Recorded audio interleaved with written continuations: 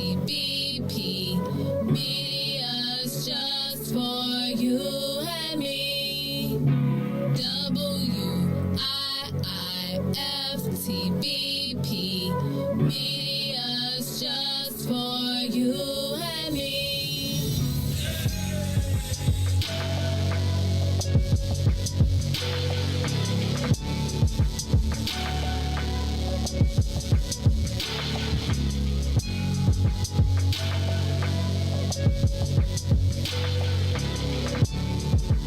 Broken screen? Crash system? Are you in need of spyware or virus removal from your computer? Well, contact RPC Computer Repair in South Shore and let us help you with all your computer repair services and print needs. Need office or print production services, copies, scans, fax, or even notary service? Then stop by and support RPC Computer Repair and Print Shop located 1741 East 71st Street in the 71st Street corridor, newly revitalized South Shore areas, and let RPC be your one-stop shop, where we believe RPC is your PC. RPC Computer Repair is also a UPS access point where you can drop off and pick up your important packages. So let RPC be of service to you. Call RPC Computer Monday through Saturday, 8 a.m. through 6 p.m. at 773-966-4457. That's 773-966-4457. Visit RPC at rpccomputeringinc.com for more information. If you could make up a social media holiday, what would it be? Randy said National Don't Let No One Put You Down Day. No one. What you gonna do? So when they say something crazy, you slap them? Be like, man, he said. Randy said a jukeathon day. Man, we about 60 years old. I be done had a heart You gotta attack. get your heart rate up. Okay, not that far. All right, Mario said my favorite one. My friends and I do what we call National Call Off from Work Day. As a business owner, I don't. You don't like that? Yeah. I don't like that one. Because I'm the boss of this thing. We got Marcus Garvey Day from Remy too. Oh, Marcus Garvey Day. All right, what will we do on Marcus Garvey Day? Call off from work. I'm gonna need you to go ahead and come in tomorrow. That would be great. Okay? Yeah, right. Every black holiday has something to do with calling off from work. You're cool. How about National Join a Positive Black Organization Day? Because I don't want to be recruited. I don't want to be recruited and the brothers be like, thank you. Thank you. How about National Tell White People the Truth Day? Tell them how you really feel. You can't handle the truth. Why don't we call that National Black People Get Locked Up Day? I'm going to tell them there's an African-American man threatening my life. Hello. The most dangerous show in the morning.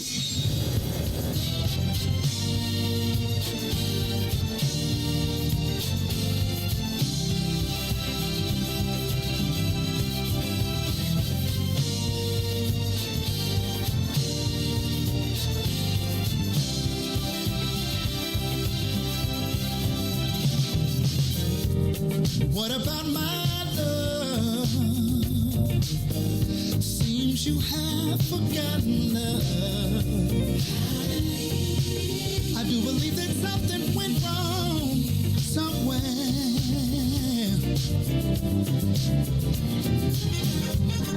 What about my feelings? Do they mean anything at all?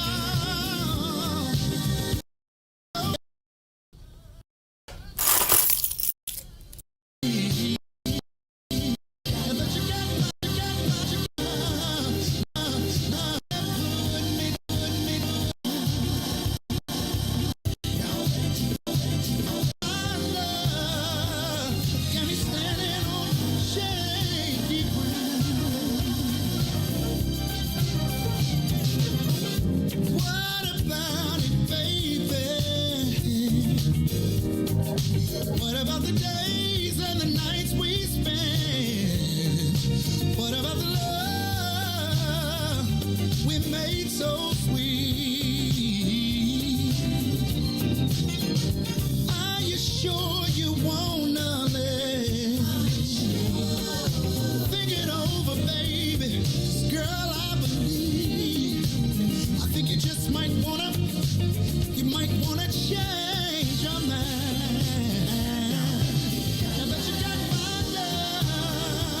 You don't even come around. Now that you got my love, got me standing on shaky ground.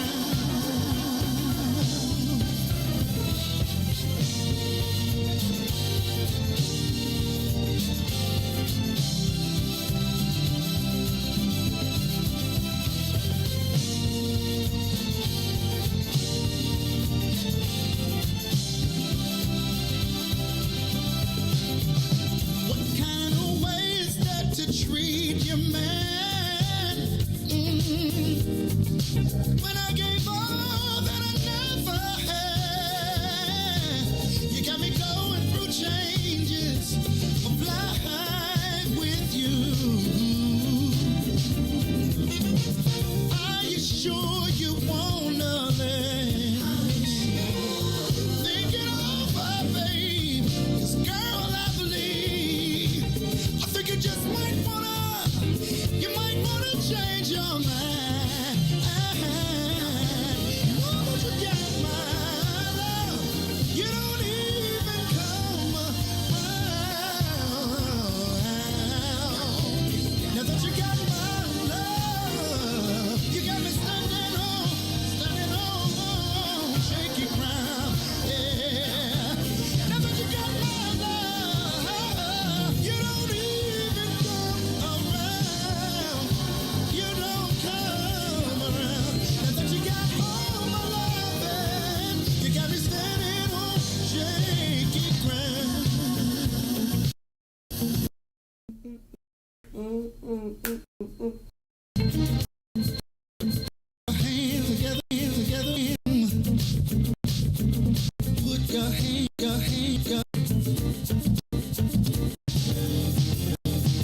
before you leave out the door. Before you leave out the door, baby, won't you change your mind? Really wish you would change your mind. Now that you got my love, you don't even come around. Now that you got my love, you got me standing on shaky ground. Now that you got my love, you don't come around. Now that you got all my love, yeah, you got me standing on shaky ground.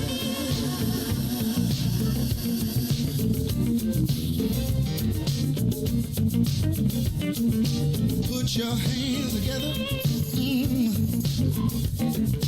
Put your together.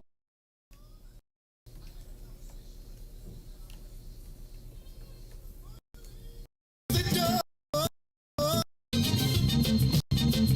Leave out the door. Won't you show love. 'Cause I need you and you need me. I know we can be happy. Just wait and see. Baby, won't you change your mind? I'll do better if you change your mind. Now that you got my love, you don't even come around. Now that you got my love, got me standing on shaking. Now that you got my love, you don't even come around. Now that you got my love, you got me standing on shaky ground.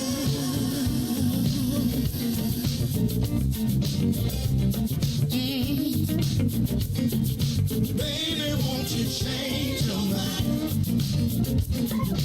Baby, won't you change your mind? Oh, no. I've been hoping, baby.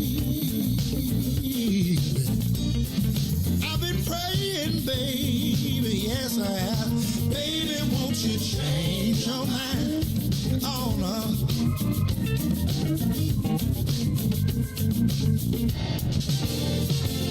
I've been hoping, baby, yeah. I've been praying down on my knees, praying that you change your mind. Oh, Lord have mercy, I'll do better if you change your mind. WIIFTBP. You are listening to the most dangerous show in the morning. This is What's in It for the Black People Radio. Maze Jackson. Maze Jackson, the most vociferous advocate for black people in the world. For Ruthie Moore, for Todd Stoger, I am the host of the Maze Jackson Show, asking every single day, what's in it for the black people?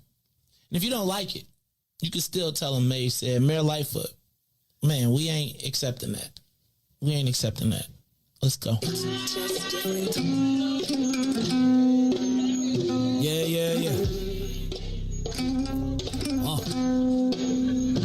Let's get down to business and go ahead and address the facts, man. Lightfoot seems more lesbian than black. Rahm Emanuel's another case. He was just as tired. 50 closed schools left much to be desired. Police had Anjanette naked on that body cam. They suppressed the footage so it couldn't touch a lot of hands. Reminds me of that 16 shots and that cover up. Both of them similar, so I went and dug it up. George Floyd killed, a lot of riots happening in the town. Southside burned and they wouldn't let them bridges down. Grandmother sick, need a prescription and plus a couple groceries. You gon' have to travel just to get it now. COVID-19 out here shutting all the business down. Not enough SBA loans to even give around. So many failed businesses that you can put them in the pile. If you don't survive the pandemic, it's gon' sit you down. We sing, dance, play ball, entertain, and crack jokes. Government infested black neighborhoods with crack smoke. System that milked us so bad, we got lactose. Still trying to find out what's in it for us black folks. We sing, dance, play ball, entertain, and crack jokes. Government infested black neighborhoods with crack smoke. System that milked us so bad, we got lactose. Still trying to find out what's in it for us black folks. Shout out to Willie Wilson, hope one day you get to send it.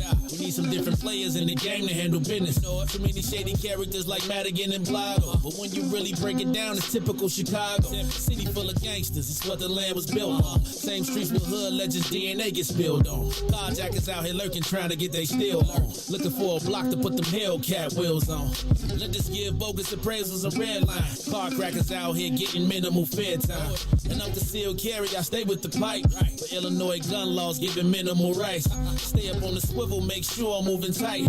Check all of my mirrors when I pull up to the light. Pick my homie up from out of town, man, he caught a flight. He was hella nervous, told him, shorty, this a way of life. We sing, dance, play ball, entertain, and crack jokes. Government infested black neighborhoods with crack smoke. System that milked us so bad, we got lactose. Still trying to find out what's in it for us black folks. We sing, dance, play ball, entertain, and crack jokes. Government infested black neighborhoods with crack smoke. System that milked us so bad, we got lactose. Still trying to find out what's in it for us black folks.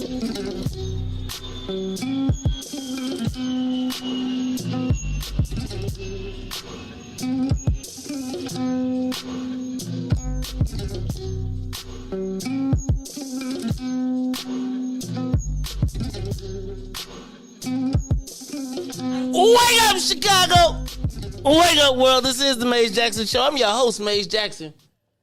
I'm not even tripping, man. That's she be doing her thing, so I ain't gonna even trip. Cause you know what? Even before time, she sent a text. Real talk. Like, straight up, like, if you know somebody that's solid, it's gonna be Ruthie Mo. Cause I know if I don't got no surprises, she be like, nah, I told you. It's the run up, I'm telling you.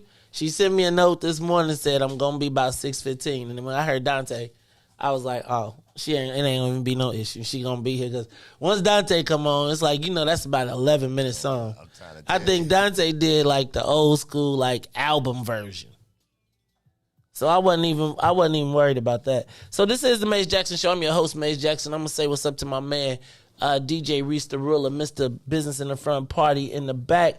Riis, how you feeling this morning, brother? Blessed by the best. You already know the rest. How you doing today, man? Hey, man, I'm good, man. I'm good. I'm trying to give my co-host her wind up. Look, she's good. She popped in perfect. I'm telling you.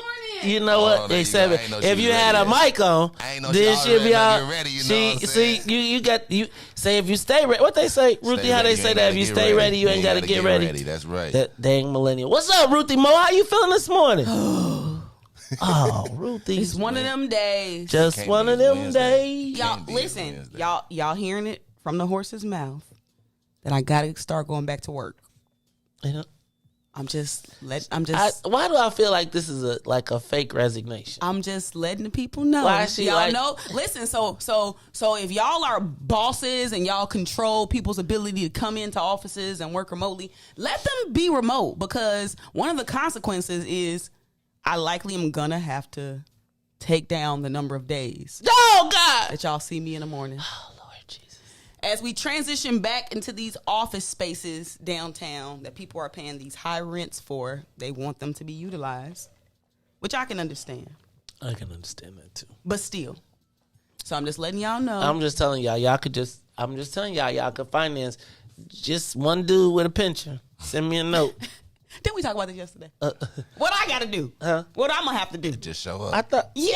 I thought we already had this discussion. I thought you said you could just sleep through it, right? You just be sleep through it. Like, wake me up when it's over. Over air, talking about. I never heard that. I'm like. Sound like when Oh my God! This is Jackson show. Maze Jackson building. Ruthie. I did some self-reflection. Try to think like, why don't I be wanting to talk about some stuff sometimes? I was thinking about that yesterday too. I thought about it. I was gonna call you, but I was like, it's 8:00. How you gonna call Maze at 8:00? You about to see him in about 4 hours. But this what it is. Huh. Because I feel like some conversations I'm accustomed to having privately. Like it's private. It's just us here, Ruth. See, that sounds good, and y'all know I'm like a pretty private person. You are extremely private. So to be having some of these conversations, it's just it doesn't feel normal to me, and so I'm trying to get better about it. But just know it's because I just don't be feeling like everybody should be in our business, because it's not just us listening. Like, and I don't be liking to get my playbook out. So I feel like we don't. Oh Lord, we starting already? Stream is skipping. Is it happening already? I don't see it on the TV. I'm looking at. Nah, I'm saying they might be talking about the audio. Oh. Let us know. Okay, you say it's better now, but it's go. Look, so we might do this early, because I might have to just tune it down again on the audio settings. But let me start here. You want to go straight through? Huh? Since it's early, go straight.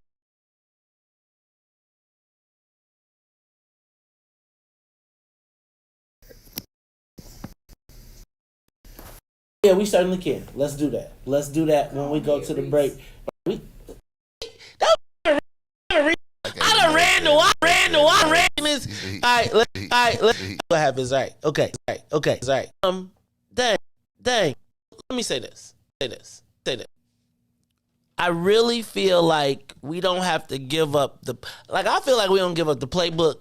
I feel like it'd be like, hey, I see what you did right there. Like we starting to like unwind some of these things. I be learning a lot during these conversations somewhat. Mm-hmm. And so I do think that, I think there's a lot to unpack in that space. Mm-hmm. We probably got to start getting some more experts, right, to come add to this so that we don't be like self-analyzing the trauma without somebody being like, let me break this trauma, why you don't want to talk about this down. Right? Because Ruthie, I'm going to tell you, like going back through the comments, you help a lot of people. Right? And your comments really do provide a different perspective. I think one of the things that I do appreciate with you is what I get to learn. Yeah. I like how she sat back, and when she had like a guest in, and while they talking, she just fact checking. She ready. Mm-hmm. No, I don't. Look, I'm gonna tell y'all what. I would tell y'all I did that with one guest. I'm gonna tell you. Nah, yesterday it was funny because look, Ruthie was like, yesterday it was very funny because I gotta tell y'all that the den is hilarious.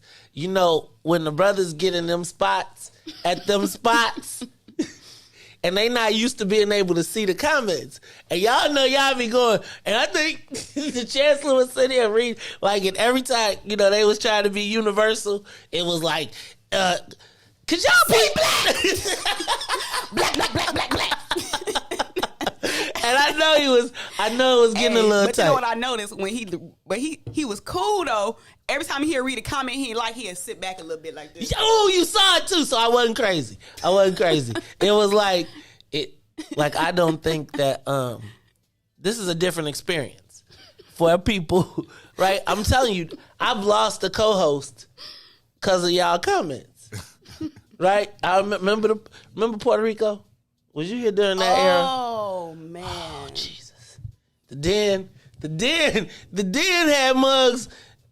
One day I can't wait to tell the stories behind the scenes of like the history of the Maze Jackson show.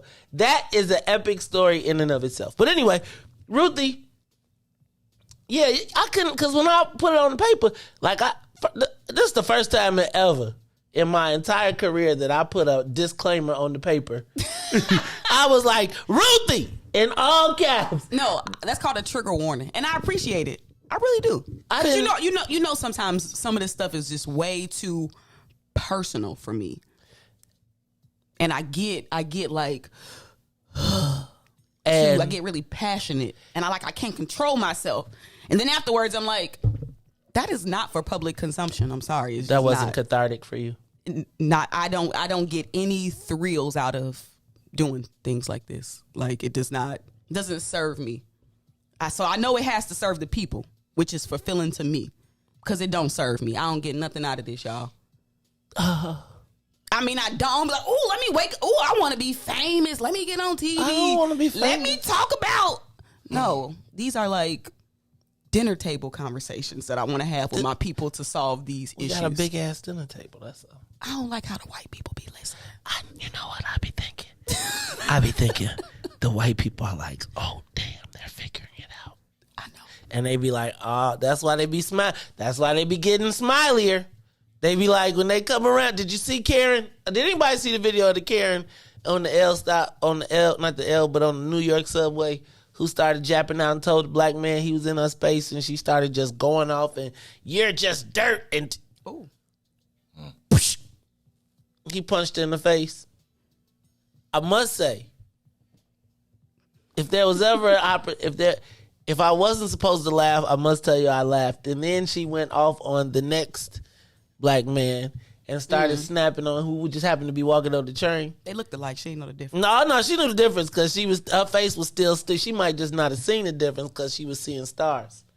Then she snapped on the next dude who was minding his business. She tried to snatch his lunch out of his hand. He decided that, oh wait, I just got on the train. Are you gonna knock my fries down? Or are you gonna eat this lunch? So she swam in the Sprite. And then she got a little foo-fopped again. Then the white boy, after the train, just the dude was recording, thanks for recording. And then she started snapping on the two white dudes like, real men you are, thanks for helping me. Oh, it was hilarious. I mean, I'm sorry. It was just like, finally. Vengeance. And they got off the train though. That was the beautiful at least part. See, now that's what made it just that right. Train? They made it off the train. Okay. All right, y'all. This is the Maze Jackson Show. We got Maze, Ruthie, and Riis in the building, which means that we're going to get this soul plane up and away. We are the Maze Jackson Morning Show. Hey, y'all, check this out. I'm excited today. Now, y'all know Maria Munoz, faithful, loyal Lions Den member since day one, been Mom Squad since day one, been rocking and rolling with us since we first got in this thing. Maria Munoz is going to be here today with her boss. Sharon Mitchell. Do you know who Sharon Mitchell is? That name sounds familiar. It should.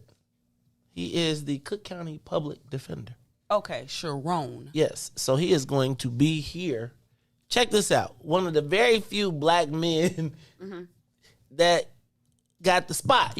So shout out to Tony Preckwinkle for appointing a black man in the Cook County Public Defender's office as the head of the Cook County Public Defender. Now, they tell me he's Chicago homegrown, Morgan Park native. I wonder, does he know Cam? Ooh. Right? You know what I'm saying? We might have to give Morgan Park just a little. They can't beat Bolingbrook, but we gotta give them a little props, man. They doing their thing on the public servant. If they play Bolingbrook, it just wouldn't be it's we just relish suburban schools. However, shout out to Sharon Mitchell, who I guess Maria gave us the plug and said, hey, he wants to come in. I was in my inbox, and I don't be going in my inbox. I stay out the inbox, but I happened to see Maria in there, so I checked it out, and she was like, he wants to come on the Maze Jackson Show. I was like, now how often do... All right. Maria the plug. Well, she is the plug. Shout out to what your name is and all the people over on, what's it on California? 26 in California? 26 in California. MP High. Oh, God. Anyway, all I'm saying is, they all right.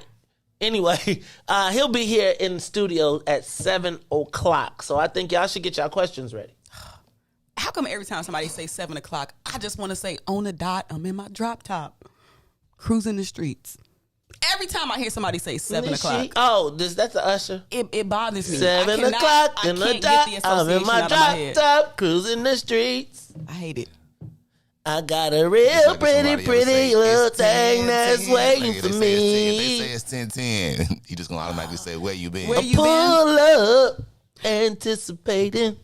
Maze. Man, I'm telling you, thank you. I went back and listened to your "We Are the World" Obama song from yesterday morning. It's hilarious. It's hilarious, Maze, and you got to chop it so that you can add it to as a commercial. It is hilarious. I'm about to look that one up. What was it? I don't when even you was remember. Singing yesterday. You don't remember you singing? It was a yesterday? freestyle. It was about the Obama Library. Yeah. Not really. Oh, yeah. Genius. I had my friends call me. He was like, "Listen, when he said that he had Obama come in and he chopped the commercial up the wrong way, he said, "Oh, your boss a different type of dude." He said, "Is he on here Obama bashing?" You know what? I'm gonna pull the commercial up for y'all because I got it. I think I should play. I mean, I'm telling you, it was epic. I mean, it's like, y'all, when y'all hear the commercial, you was like. They was like, I mean, people was kind of like, President Obama endorsed him. I mean, it was like a rap. It was like he felt like he had to respond. Like, it was almost like I took your record, remixed it, and made you love, and the president came back. Like, straight up, like, You made a hotline. I made a hot song. Look, I took a whole bunch of hotlines and made it a whole commercial. I'm going to pull it up. I'm going to find it for y'all. I'm going to let y'all hear it, because it was, I'm telling you, it was great. They was like, dang. My man was like, yo, did he just really say that on air? I did, man. I did. Hey, man. It got to mean something in the world when you can make the president of the United States respond. Like, that made me feel like I was about as big as Russia. I mean, the president of the United States was like, hey, Joe, this ninja in Chicago around here using my name. Take this. Give me the beat. Give me a track. He called no my headphones. He called Dr. Dre up and said, Robbie Manuel, turn me up in my headphones. Robbie Manuel. Somebody call Mike Madigan and give him some ad-libs on the track. Jackson, this is for you. All right, y'all, this is the Maze Jackson Show. Let's do this. Democratic Party Records. What's in it for the black people diss? Here comes the new diss, the what's in it for the black people diss. Here come the dims. Oh, Jesus. Praise the Lord. God, please don't. Look, we just getting back. I'm just playing. I really think the Obama Center is going to have some really good youth programming. Yes, but it ain't going to have no damn books. It'll be virtual. No. Okay, did you read the story to you yesterday? You know it ain't a library. I didn't know. I thought they was playing. That's why people was mad at first. Ruthie, no, I'm a center. No, it's not even going to be official. It's a loophole. It's not official. So they still going to give Hawaii the center, the library. We just built this. We took away the park and gave this dude a statue. This could have been a statue for what we getting. They building a giant YMCA. The Obama Y that's 10 floors tall. When I saw in the story, they said, no, literally. It said it will not have the presidential seal. It will not have the official it's literally a center. It's a funding maneuver. That way they don't got to be bound by them funding parameters. Yeah, but that means that the other money that they raise is going to go build the official joint in Hawaii. And y'all gave up the South. Y'all where is my black? We need to make up a new song for the black lollipops. Because when I saw that, and the Tribune was very clear. I mean, the Sun Times was very clear to be like, it will not have a presidential, nothing official. I was like, it was a whole paragraph by itself. Like, and in the fine print, like how everybody was like, yes, we got the. Hey man, 10 years, that bad boy gonna look like the Southside Y. Straight up. I mean, it ain't even gonna be federally funded. That's not the joint. Ooh, we got a pool too? It's gonna be like the Y for real. They're gonna move to Southside Y. And Joe, when I read that, I was just like, so y'all was serious about that? Did they build it like the right way? Huh? You know how you said you can only like build it like a certain way to know it's gonna still be there? If they build which way? Oh yeah, they're gonna build it. Yeah, but it's gonna turn into an apartment complex. Watch. 20 years from now, y'all gonna be living in the Obama apartments. It's gonna be They gonna convert it. Dang, Maze. Whoa. Yeah, it's gonna be Obama They gonna call them dorms. the O's. Right. It's gonna be Obama. They gonna be new O blocks. Oh, the new O blocks. Look, I'm just telling y'all, this is the Maze Jackson Show. Reese, let's try and flip this on the music break. It's the Maze Jackson Show. Maze, Reese, Ruthie. We already up in the air. We'll be back after these messages. The Maze Jackson Show will be back after this break.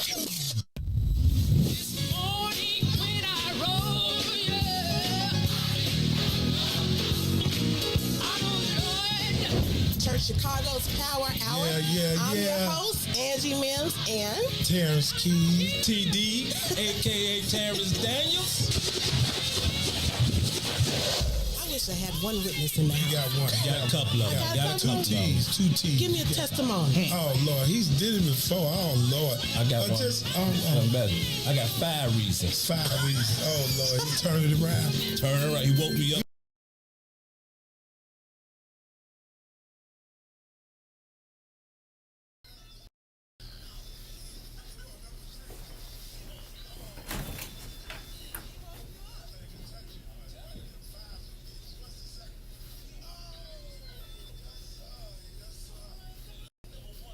Number one, final answer. He woke me up this morning. He woke me up this morning. That's a testimony. That's a testimony.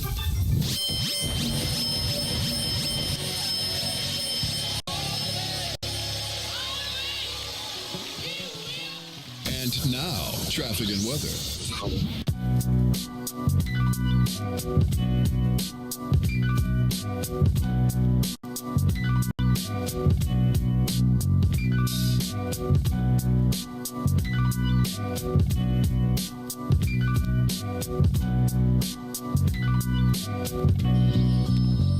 Good morning. What's in it for the Black People Media family? The time is now 6:37 a.m. and I'm Riis the Ruler with your traffic and weather report this morning. On the Kennedy O'Hare to the Loop, 25 minutes. Outbound to O'Hare will be 23. On the Eden Deerfield to Exchange will be 30 minutes. Exchange back to Deerfield will be 28. On the Eisenhower Thorndale to the Loop is 38 minutes. Back out to Thorndale will be 30. The Stevenson from I-355 to the Dan Ryan is 42 minutes. Outbound will be the same. The Bishop Ford I-80 to the Dan Ryan is 43 minutes. 30 minutes back out to I-80. The Dan Ryan is 15 minutes in both directions. That's to the Loop and back to 95th. DuSable Lakeshore Drive, 55th to Jackson, as well as Jackson to 55th is 7 minutes. On the north side of things is 8 minutes. Randolph to Bryn Mawr and Bryn Mawr back to Randolph. Today's weather is currently 63 and clear. Today will be a high of 75. Will be a high of 75 and a low of 61. I'm Riis the Ruler. Now here's Sparkle with Ease on the Maze Jackson Show.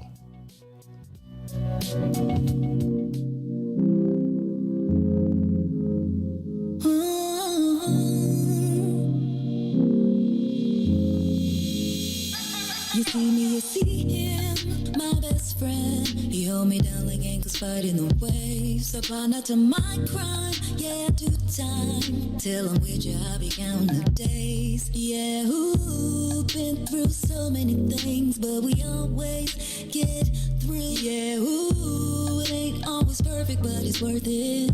This is deeper than the surface. If I said I didn't love you, you would not know I've been frontin'. Wiped all my scars away like it was nothing. Took the parts of me I tried to hide to make them something, something. Like it was nothing.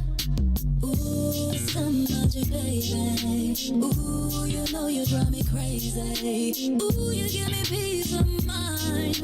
Ooh, let me tell you why. You make it easy. Say, to take it easy. Say, feel so weak. Say, easy to love. Say, to take it easy. Say, feel so weak. Say, easy to love. I never thought that I would give it to you, but now I don't think it's the time. I won't do it. I think it's cause the way you talk to me, know how to say it without making me feel little. You're gracious even when you pop off on me. When you get done, I got a little something to drop off on you. Because you earned it with the time you took to put it that way. You got me like liking to get put in my place. I didn't love you, and I know I'd be frontin'. Wiped all my scars away like it was nothing. Took the parts of me I tried to hide to make them something, something. Like it was nothing. Ooh, some magic, baby. Ooh, you know you drive me crazy. Ooh, you give me peace of mind. Ooh, let me tell you why. You make it easy. You are listening to the Maze Jackson Show. I'm your host, Maze Jackson. Got my co-host, Miss Ruthie Moore, in the building, plus DJ Riis the Ruler, y'all. It is Monday, Tuesday, Wednesday, which means that it's the busy day on the station. We got a lot cracking. So let's see. We got the green side of things coming on from 1 to 3. Yay! Then from 5 to 6, from 5 to 6, we got the New Era Chicago radio. Which is doing amazing. They are. Hey, man. They came in there and took my number one out. I'm going to have to mess Hey, the wires up if I... Now, first of all, Riis. Did you see how Riis did that? Am I like in the average way, you just You're not on the What's in It for the Black People media page. You're on the Maze Jackson page, sir. Oh. Should I come on and just You're go? in competition with no one. Should I just, do y'all want me to come back and compete? Nah, we don't want to split your views, you know what I'm saying? Right, because I can come back. I can go ahead and put 100 up over there real quick just so y'all don't forget. Not all three. I don't think you can do all 300. Wait, Riis. I don't think you can. Why would you tell us, man, what he can't do? Black people, the Maze Jackson page and Riis. YouTube. Riis. Nah, you all I gotta do is Riis. See, if I ask them to politely, just as a reminder of everything, I don't think we would have an issue at all. You know what, Ruthie? I like it though. It's like the little man in us. I like it, challenging, and then he do. That's y'all. I don't even like. Why would you say that to him? Riis, you be poking the bear, Riis. You be poking the bear. Sometimes.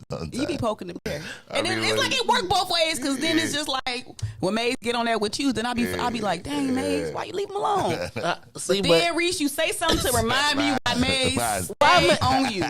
I'm just saying, man, it's like. It's like the little brother who, one day you're gonna shoot the big. You gonna bit to play on the big hoop one day. We're gonna put you on the big. We're gonna put you on big screen one day. One day you gonna. How come your camera ain't on today? I ain't put it on. It's because you got your. He got attitude. He got he's saving. Dressed. He's saving it up. I'm really dressed today. He's saving it up for. He's trying to save up his fuse. For Wednesday night. He got on the Rugrats too. Man, Charlie. Got my socks on. Lord, we can't even see. He ready. I'm ready. I'm telling you. He is. Mr. Business in the front. Well, he ain't even business today. Mr. Thug in the front, party in the back. Because Riis got he got on his haircut appointment at 10 though. Right after I leave here. That's why. Yeah, the do-rag and the hoodie, That's a sign.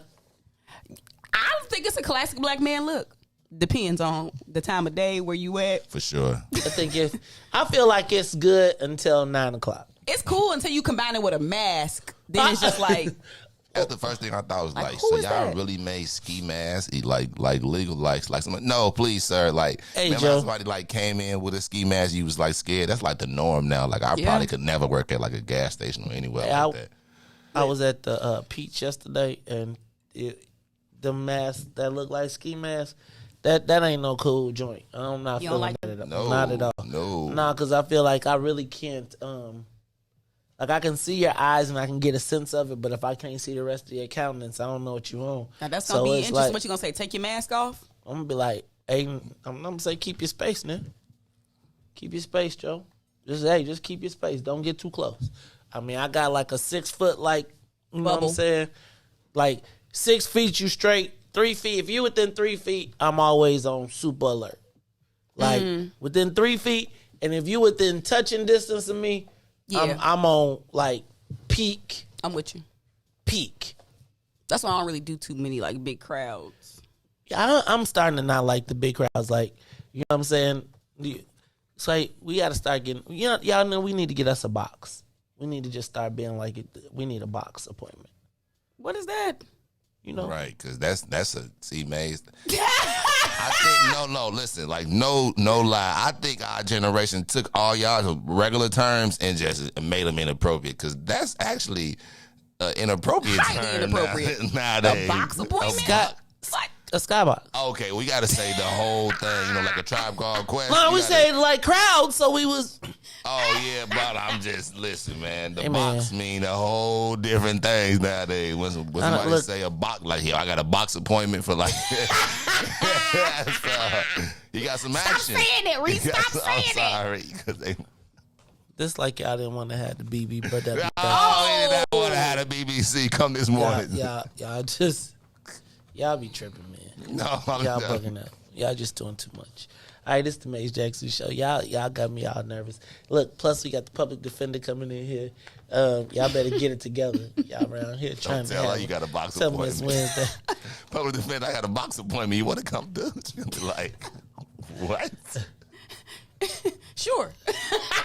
Sure. Okay. All right, I'm gonna move on because y'all have elevated me to another level. See, I'm staying out the comments because obviously I have stepped on a topic that I did not intend to go down. So I'm going to move on. Let's go. And I did not intend to go down on the box at all. Oh. Moving along. Oh. What's the matter? Oh no. What's the matter? I can't do this. We got to take him to school so he knows. It's us, Riis. It's our dirty minds. Yes, please. It gotta be. Yeah, tripping.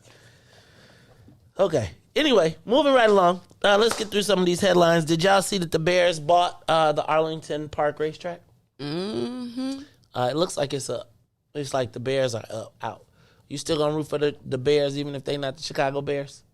What you think they're gonna be called? The Bears. The something else Bears? The Chicago Bears. They'll still probably be called the Chicago Bears. Yeah, the Chicago Bears. They just probably leased the name Chicago. But you gonna be mad if the Bears bounce? I'm not actually, but I just think that this is a long way from Mayor Lightfoot saying it was a publicity stunt back in June to them buying the place and an $84 million buyout. Ruthie and I did come to an epiphany. But you epiphanize. You was right about the sports betting, except for they're not going to get it in Chicago. Yeah. They're going to get it in Arlington. Like, here's my thing. Mm-hmm. Like, you know how they're trying to pass sports betting and they just hired a well-known lobbyist to try and pass sports betting in Chicago? Why go through all the drama and have to ask when you could just go to a suburb that already allows it? Mm-hmm. And sports betting, quite frankly, is more lucrative. It will be more lucrative than the TV deals. 100%. So when you recognize that the NFL is about to be compounding their money, and to pay $84 million, when just think about this, they made 45. Remember, they made 110 people split $100 million on Super Bowl, just one day. So imagine just having to pay $84 million to break your lease. They could have that bad boy up in the 5 years that it takes and literally have a new stadium, state-of-the-art, everything, plus a whole town village around it, and you ain't even got to deal with the mayor. I think there's a story here in the fact that the mayor this is the perfect time for the Bears to pull it. Because the mayor, could you imagine them trying to pull it on Daly or trying to pull it on Rahm? Oh, no. Because they would crush the town. They would crush Arlington Heights, right? Like, they would use every national, federal, everything to be like, we will dry up every bit of money. It's like this mayor has not the reach. So it's the perfect time to pull it. And then you combine the sports betting. So it's really an interesting story I think we should take a look at. I don't know if we're going to get to it today. Mm-hmm. But Ruthie, you were almost right. I'll take that. I'm gonna tell you was really on top of the gaming part, the gambling part of it. I just think that I think you thought that they were gonna use Riis. They're at the door. So if you could open up the 29, open up this door and let them in. I'll talk through this until we get through it. But no, Ruthie, I do think that I like how your mind works though.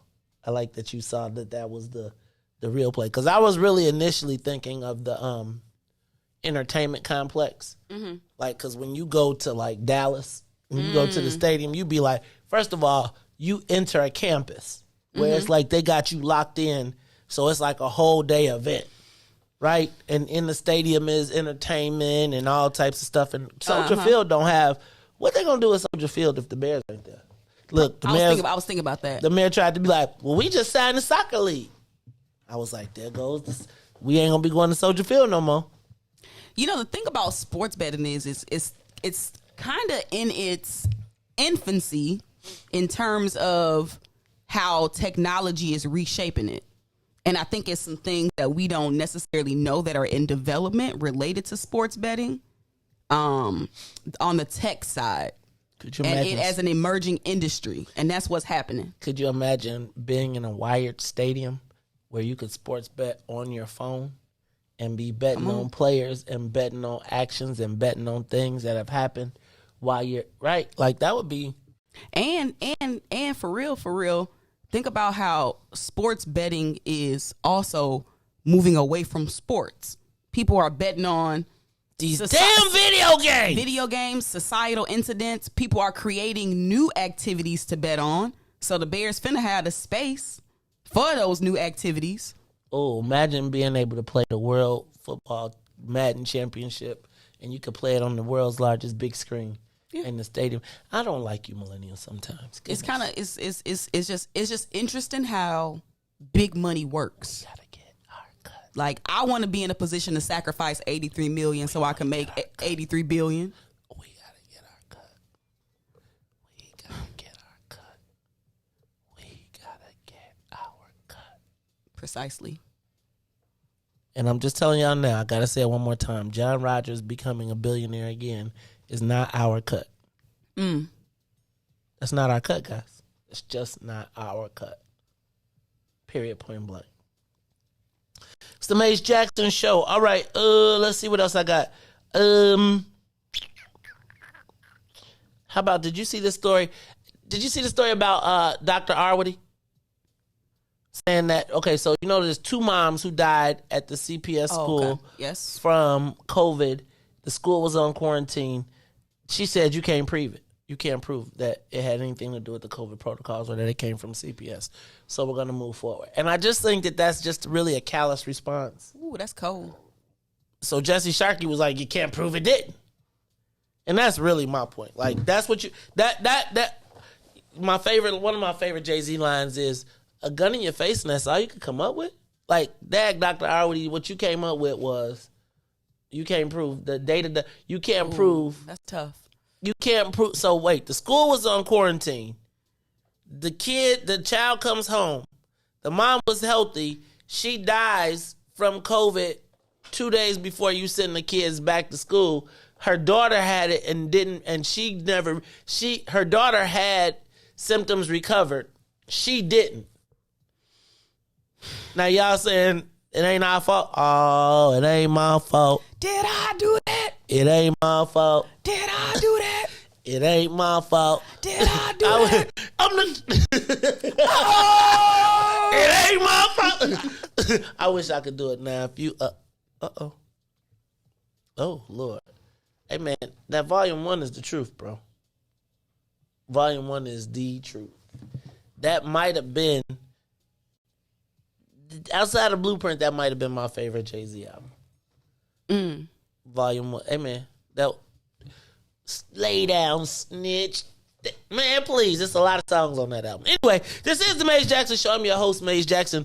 Ruthie, also, what did you see? But President Biden was coming here to Chicago today, and he is now not coming. Yeah, why he cancel? He canceled because, Ruthie, because the Republicans is like, he got to get the Democrats all on board. Because he's trying to pass his budget. And so he needs to get on the phones and stay there. He can't be gallivanting around the country. Because he was coming here to praise the companies who had fired their workers for not getting the COVID vaccine. Did you know United is firing 600 people today? What? For not having the COVID? They gonna straight up fire them. You out of here. They ain't getting no unemployment like people in New York too? I don't know. You don't know about, Ruthie, I don't be knowing about that stuff. That's tough. And then they were also going to go to Clayco. You know what Clayco is? That's Bob Clark. Like, they moved here when Rom came because he was like, we finna take over construction industry. And they came here and blew up. And it's just crazy. So anyway, he was coming here to go, show some love to one of his top supporters as well as then show love to United. But I also think that he might want to slide off the Lori picture, show the photo shoot too. Ooh. Did y'all notice that most of the shots yesterday from the Obamas in town did not include the mayor? Except for the toss. It's like usually, like you could tell it was conscious, like it was consciously made. Do not put us in the release photos, the official release photos. It was like, you could see like, there'd be like, you could see like the gray shadow, like the hair, like the hairline, but it would be like, no. Wasn't a Gallivan. Right. No, you ain't finna stun. You not finna be putting me in, I'm not finna be in the campaign ad of, and when we built the Obama not library. Oh no. They was like, And they probably controlled every photo that left that bad boy.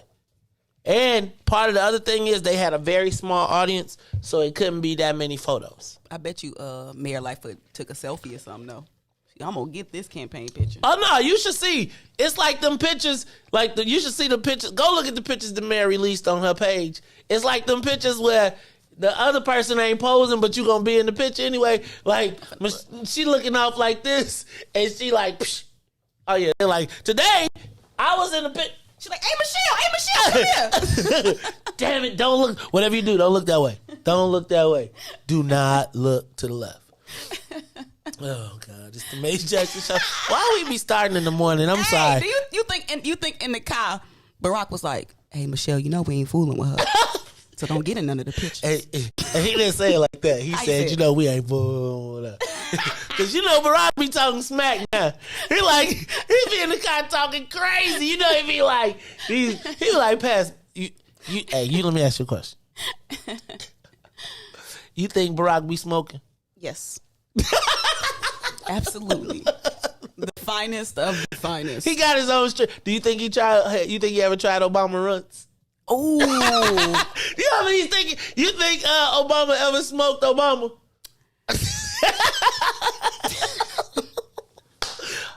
How long do you think before he gets into the cannabis business? How long? Man. I'm putting him on my board. Hey, if I got a cannabis company, I'm putting him on my board. Meza. Come on, can you imagine Jay-Z and Barack in the same cannabis company with LeBron? Don't have him call up Mike. No, not Mike. What? Hey, Riis. He took control then.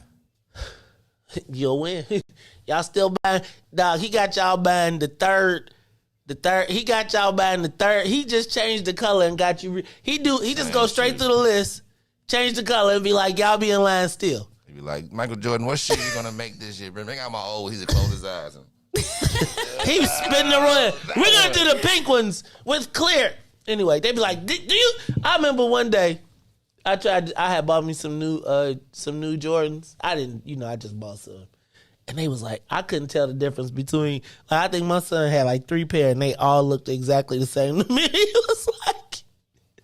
I was like, he really got y'all. Don't talk to me.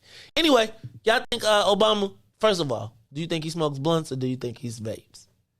He probably do hemp products. So wait, you think he does like hemp? Like, do you think he got a professional roller? Does he or do you think he rolls? I think he rolled himself. You crazy? He don't roll himself. Because I bet he used to roll his own cigarettes back in the day. So I bet you he could roll a joint. Nah. You think he smoked joints? Or you think he smoked blunts? I think he more like a joint person. You think he smoked cones? I think it's as long as it's hemp. I think as long as it's a hemp paper, he'll probably go for it. Lord, what about them? You don't think he do like them Boosie papers? What's them gold papers? Them platinum. I think he got somebody that rolls them for him. He too discreet. Nah, you think so? Like, I think he's gonna be the person that they use to break it. Like to break, and when Michelle and I are in the Hamptons in our home.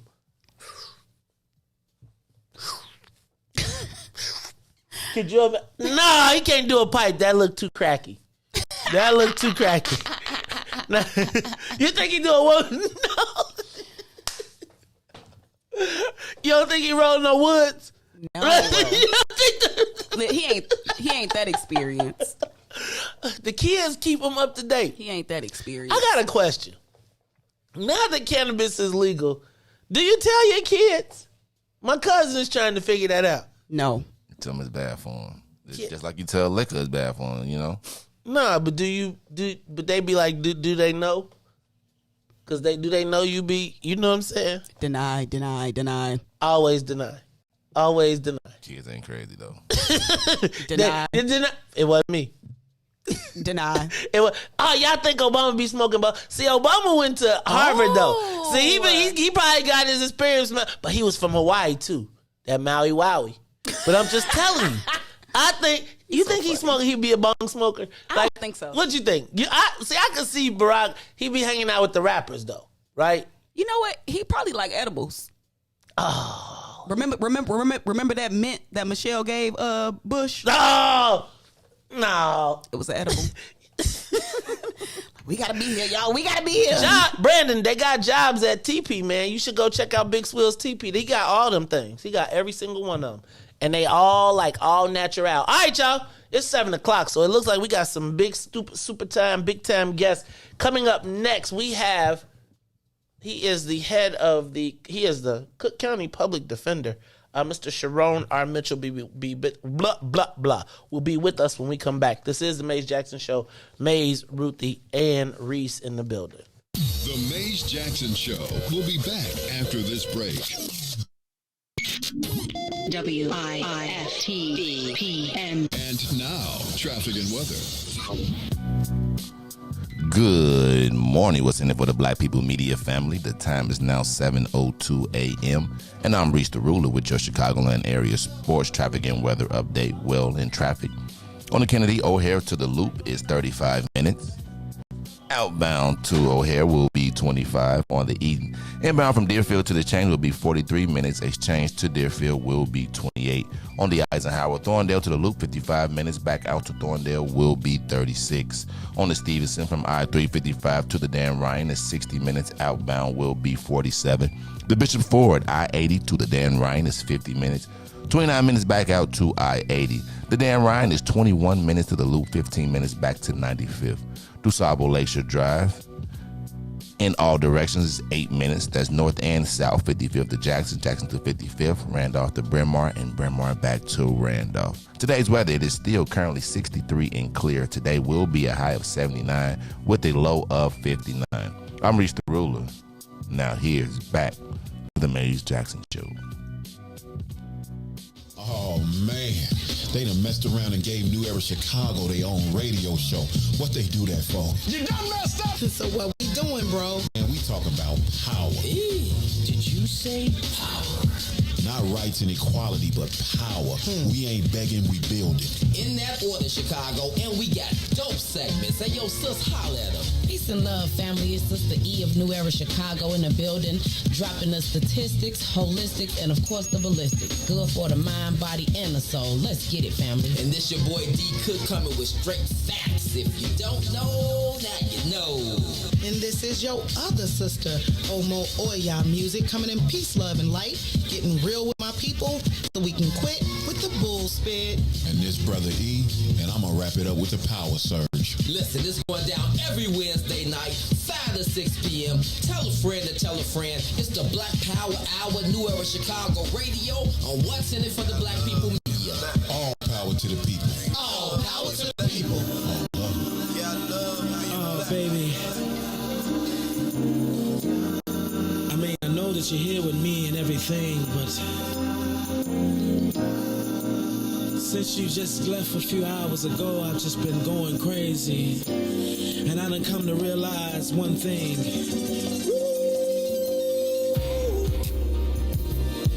Oh, baby, I miss you. Yeah. Ooh, baby, oh, darling. Whoa, whoa, whoa, whoa. must be some kind of drug, baby, 'cause it just keeps on calling me, and I just need a hit of your love.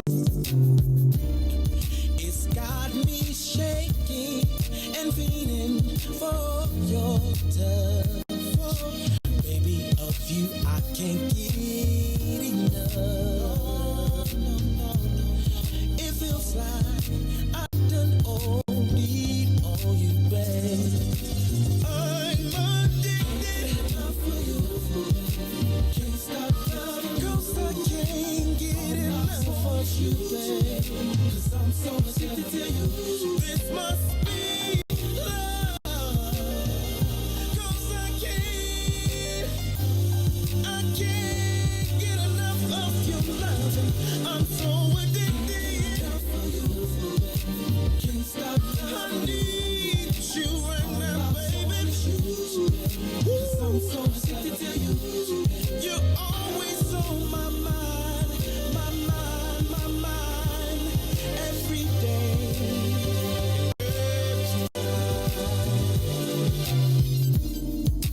It's been too long since I had you in my arms, and I don't know if I can take any more of being without you.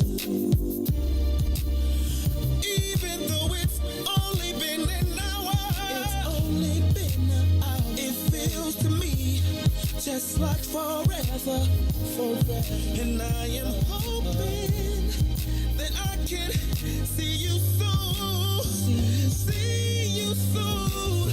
I'm so addicted. Lord have mercy. I can't be without you, baby. Oh no, not for a minute, not for an hour. I can't get enough. I'm so addicted. I need to check myself into some kind of rehab, 'cause I need some help. Somebody help me, please. Please. La la la la. I need to testify this evening. Oh Lord, have you ever loved somebody so much that you just can't get them off your mind? Oh, I'm so addicted. Oh Lord, 'cause I can't stop loving you, my baby. Oh darling, I love you, This must be love. I've been overdosed on your loving. Can't stop loving you. I've done overdosed on my baby. So addicted to you. Without you, I don't know what I'm gonna do. Ooh, I'm addicted. WIIFTBP. Back to the Maze Jackson Show. You are listening to the most dangerous show in the morning. This is What's in It for the Black People Radio. Maze Jackson, the most vociferous advocate for black people in the world.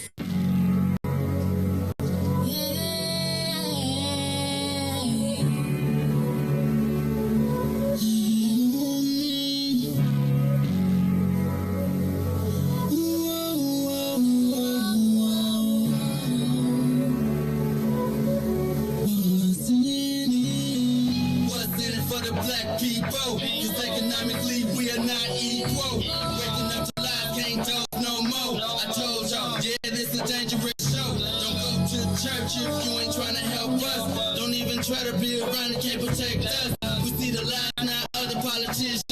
We need money and no symbolism. It's Mace and Riis and Ruthie and Todd explaining how we all come from God, giving us tools to beat the odds. If we united, our movement gon' stop. If they ain't trying to help us, they ain't trying to do nothing. We gotta do something, we gotta stop running. It's time to confront the problem.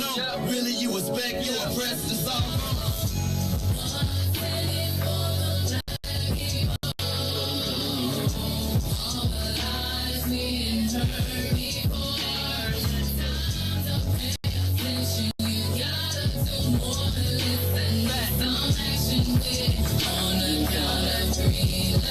Wake up, Chicago! Wake up, world. This is the Maze Jackson Show. I'm your host, Maze Jackson. Got my co-host, Miss Ruthie Moore, in the building, plus my man DJ Riis the Ruler. Riis, I see Riis ain't got the camera on today. He's saving himself up, right? He's saving up his views. He said he getting a haircut today. He don't want to dilute his views because he's still trying to. Now he got 2 spots to climb. Right now, he got 2 spots to climb because New Era Chicago done snuck up on him. You know, Wednesdays used to be named. We might have to rename Wednesdays. We might have to rename Wednesdays. They done took the crown. It's okay, Riis. They done took the Wednesday night crown. It's all good. Da-da-da, da-da-da. You gotta jog, Riis. You gotta do like the Rocky. Da-da-da-da-da-da. When y'all heard that song, did y'all be running around the house? Did you watch Rocky? You know what? Was Rocky a thing for y'all? I know how he ran up the steps and he was sweating and drinking and eating the egg. I don't know if he really ate the raw eggs, but I know I was running around eating raw eggs all the time after Rocky, man. Rocky was everything. Family Guy. I mean, everybody takes that trope. You know what? It was only after Rocky 3 that I stopped. Like, I recognized the epic battle between black and white. Because I used to root for Rocky in 1 and 2. Ooh. Right? I did. You, hey man, in the world, you was taught to root for the white hero. No, it was like, oh yes, you did. I was right. And I want him to beat Apollo Creed because, he had to keep us. Then, though, when Clover Lane came, Mr. T, he was like, man, when he said, come and see me in my room tonight, I'll show you what a real man like. I was like, the black man triumph. All right, y'all. This is the Maze. And Riis got on this hoodie, so he ready, man. Mm-hmm. I can see Riis. We should do like a Riis Rocky video. And like have Riis in the meat locker punching meat and stuff. And getting ready for Wednesday night. We should do, man. Is that something that people really used to do? I might steal that. It's okay. You don't have to Riis. You don't have to steal it though. You don't have to steal it. I'm telling you now. Bro, they just flow out of my. You can just. I got you. Just listen. It is too unhygienic to be punching somebody's meat in the locker. Oh, here we go. See, I'm just saying. Now I'm just telling you, punching meat. Y'all already COVID going around. If like I was punching the bag like this, I'd be. Your hands would be all bloody. It'd be off the tray. It'd be off the chest. Who does that? Hey man, I used to be around the house trying to punch all type of stuff. I would be punching steaks, like trying to get, and then I put like toilet tissue on my hands so it could be like bloody, right? So then I could be like, I'd be like, man, if I would have had a camera back in the day, if I would have had an iPhone, I'd be a celebrity. I wouldn't even know y'all. Anyway, y'all, this is the Maze Jackson Show. I'm your host, Maze Jackson. I got my co-host, Miss Ruthie Moore, DJ Riis the Ruler. But hey, y'all, check this out. I told y'all I stay out the inbox. But when you see family in the inbox, you tend to respond. And so one of our very own, one of the people that's been with us since the very, very, very beginning, Miss Maria Munoz said, hey, I like to get the public defender on. Now, when you say the public defender to me, first thing I think of is Angela Kilpatrick, right? Because, that's our girl, right? But she was like, no, not Angela. Sharon Mitchell. And I was like, you mean the Cook County Public Defender? I was like, you sure that brother gonna come all the way over here to the south? She's like, we'll be there. Give me a day. Monday, Wednesday. I was like, how about Wednesday, 7 o'clock? She said, we'll be there. I ain't even talked to her yesterday. Send her a note at 5 o'clock this morning. We gonna be there. We ready. She was up, dinging, moving around, etc. 6:45. the door is knocking. We got a ring. I'm like, are we sure this brother is a brother? He here on time. Nobody calling us, telling us traffic is bad. We ain't gonna make it. But then, when Ruthie, I went out. He came in. He sat down. Y'all got comfortable. Y'all got introduced. And then he came in, and you was saying, I can't believe it. And then this what made make all the sense in the world. He's an Illini grad. No. So of course he was going. Look, here go the directional. Look at Mr. Directional School, right? Mr. EIU, like he groaning because we could fit his whole school in Augill Hall, probably Follinger. We could put him in Follinger. Ruthie, Miss DePaul alum, they be giving me all the shade because everything great comes from U of I in Illinois. Almost everything great. So this brother is, but then they told me you went to MP High, right? So Morgan Park. Wait, hold on. Hold on, man. I was like, the Illinois. So with the first, all the Morgan Parkers, Morgan Park has this really strange type of pride, right? Like the Morgan Parkers, y'all not like Bolingbrook or nothing like that. Like, so I can't give y'all that type of pride. Mm-hmm. But I do note that the Morgan Park has a certain sense of pride. And at U of I, there used to be 3 schools that were like the big feeders. Mm-hmm. It was it was Whitney Young, it was Kenwood, and it was Morgan Park. That's where the black people from U of I came from. Mm-hmm. And so when I found out that you were also the public defender, I said, well, look at that. Excellence again. And I've also noticed that there's been a lot of people from the University of Illinois, black folks that have, Ruthie, you did say go to government, but have been in the service of our people. Yes, sir. And I don't know that people always think of service of our people as the public defender, but I do think that it is because of our relationship with the criminal justice system. The public defender is probably, in a lot of cases, one of the most important assets or resources that we need to develop and mine the relationships within our community. So I was excited to know that you were going to be able to stop by and we could start to have this conversation and hopefully build a relationship. Then, knowing that Ruthie Moe is also a juvenile justice advocate. Is that fair? A juvenile justice advocate who has spent time at the Cook County Juvenile Detention Center working with our young people. I thought, man, this would be a great opportunity to have a conversation with all of the violence that's not just happening in Chicago, because, they said murders and shootings are up 30% across the country. But the unique, as we're trying to transform the criminal justice system, the unique role that you sit in and play in. And I'm going to tell you, during the transition and when the new person, I was pretty adamant about the fact that we needed somebody black there. I know that, and I don't want you to step on the third rail, but I do think that we have a intimate relationship with the criminal justice system. So I did think that there is a reason, and as we're transitioning into this new space and we look at the state's attorney so much from the prosecution side, how do we look about, we're usually not in the prosecutorial space. We're usually in the defense space. So how do we build that relationship? So I'm happy to have you here today. I appreciate you having me. And then I want you to just start by telling us a little bit about the office and what we should know. Just tell us a little bit about yourself and then tell us about the office. Yeah. As you said, thank you so much for having me. Sharon Mitchell Jr., I'm a lifelong Chicagoan. My mom was a librarian. My dad was a driver for the city. I'm about Chicago can get. Okay. Born in South Shore. Raised in West Pullman, and I grew up, in the city, and grew up really, seeing, I always say I didn't have the prerequisite pigment to realize that the justice system was what they tell us it is, right? So having an opportunity to be in this space, working for the public defender's office as a line public defender, going off and doing some policy work, working on the laws, and then coming back in April to be the public defender, man, I'm so excited. I'm the most blessed person in the world. I'm just trying to take this office to a space of service.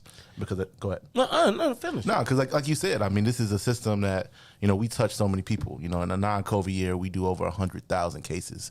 The vast majority of people in the criminal justice system, criminal, juvenile, felonies, misdemeanors come through the public defender's office.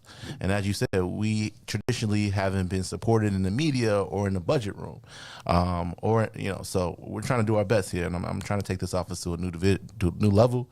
And people like Angie and Maria are gonna help us get there. But I'm just excited to be here. It seems to be a thankless job to be the public defender, because every time that I've ever seen it on TV or any perception, it's like the public defender got 600 cases. It's some poor kid that has been hustled into the system. The public defender doesn't have the time to really dig deep, so they encourage the kid to plead, and then he's off to jail and he really didn't do it, and all of these stories. Tell me about what it's like to be a public defender in the criminal space, and how close to that reality. When you say 100,000 cases, how many public defenders are there? So we have about 640 people on our staff, and a lot of people think about it as just attorneys, but we have a ton of support staff, and a ton of investigators, mitigators, caseworkers, specialists. So this is a big office, but we have about 420 people who are attorneys that do this work. I think the media does a really poor job, whether we're talking about movies or TV shows, portraying who a public defender is. Like you said, you see us on TV and we fumbling and bumbling, and we got 500 cases. And listen, there's no doubt we have caseloads issues, but we have some of the baddest attorneys in this city, in this state, in this country. And that's the story that does not get told. We are experts at what we do. And chances are you were better off with the public defender than somebody that's off doing a closing at 12 o'clock and doing a will at 3 o'clock. We're specialists. We definitely need to be supported more, and we definitely have some heavy caseloads sometimes. But what the media does not tell you is about how excellent these attorneys are, and how excellent these investigators are, and how excellent these support staffs are. So we can definitely talk about the things that we need, but I think that's the thing that really doesn't get shown in popular media. Is this idea that we got some people that are very, very, very talented. What makes a person want to be a public defender? So when I was a kid, I used to watch L.A. Law. Yeah.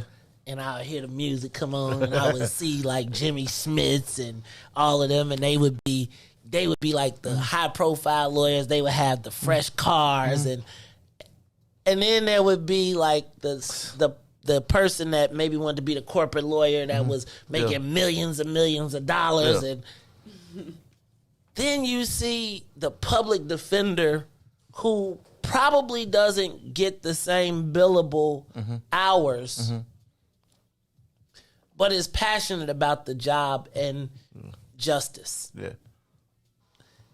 How does that jive? Who is that person? Who says, man, I got this law degree and I decided that I want to go work and help people who probably can't pay me what I could make if I went into the corporate space? People that are loyal to the soil, people that are empathetic, people that look at their people and decide that they want to help, people that look around themselves and look and see how their folks are treated by government and by the state and decide they want to do something about it. Wait, so let me ask this, Yeah. because that sounds pretty, I always was confused about how do you get paid? How does the same county, because essentially, are you and Kim Fox like not counterbalance, but like she's the yin, you're the yang, or yang and yin? Is it something like that? I think that Attorney Fox has done a good job of promoting policies that I think can move the system in the right place. But the reality of the situation is that prosecutors prosecute, right? Don't trip, right? Okay. They put people in prison. And it is our job. We come in and we try to tell that other side of the story, because I'm of the belief that I'm not a bleeding heart. I'm not somebody who's not ignorant of things that are going on in our community. But my argument is that the solutions that we provide for the harm of our community don't work. So I'm proud to be a public defender, and I'm proud to be a person that will come in and fight for the other side and fight for really the stripping of our community's wealth and freedom. And then I'm going to bring Ruthie in this, because I know she got the good ones. And I want you to definitely get the kids too. But So, is anybody guilty? Like, is it so? Because the challenge that I have, oftentimes is that we are caught in this conundrum of the criminal justice system being faulty, but we do know that it's some of the guys that's beating cases or are coming right back into our neighborhood. Is anybody guilty? And what happens in that case as a public defender? Yeah, so I think that the way I look at this thing, and every public defender may look at things differently, but there are people who are responsible for creating harm in our community. There's no doubt about it. I was born on 6700 South Shore Drive. Grew up on 121st and Harvard. There's no doubt about it. I'm not going to lie to you. But what I will defend to the end is that the system certainly will bring people into its midst that may not be guilty of what they are accused of.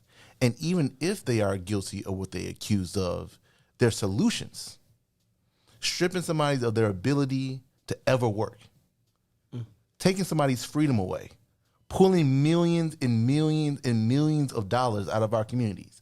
That's not the way we're going to get better. Because if that's the way we would get better, we would have gotten better already. We pull billions and billions of dollars out of our community.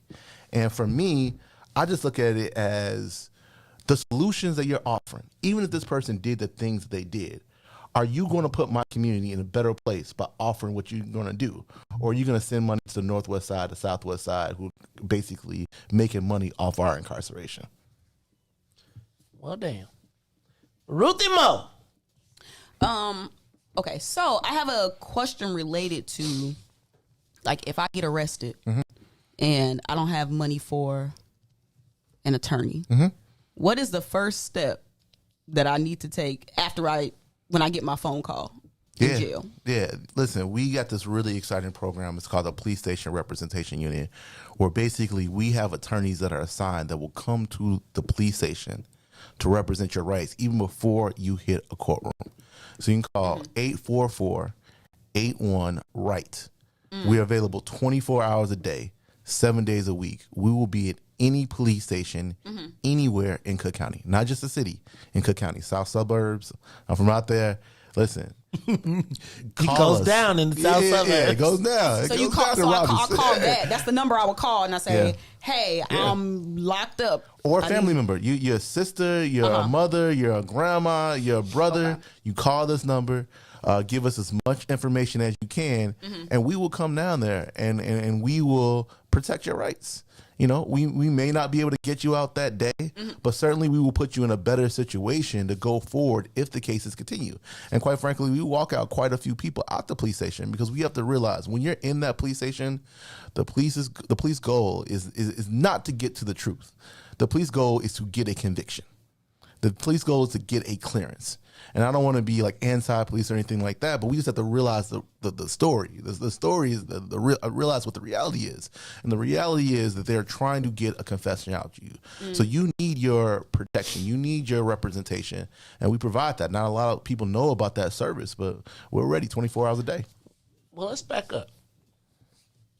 Because all I know about the public defender is if you get locked up, it's a number on the wall that you trying to call to get the public defender, or you get into jail and they assign you a public defender to go to jail. Talk to me about what services does the public defender's office offer? Yeah, so like the first thing, like I said before, is that police station representation unit. But we also represent folks basically throughout the entire system. So whether at bond court, we have attorneys that specialize in bond court. Once you get past bond court, we have attorneys all over the county. So whether you're in one of the 5 suburban courthouses, whether you're at 26th Street, whether you're in juvenile, we have attorneys available there. We also offer a ton of divergent, well, we work in divergent courts, restorative justice courts. If your case needs some special like tech, we have a special forensic unit who specialize in science, right? We have folks that work as caseworkers. We have folks that work in mitigators, even if you're guilty of the things that they are accusing you of, but the things in your background that should go out to the judge so that you can get a favorable sentence. We have mitigators.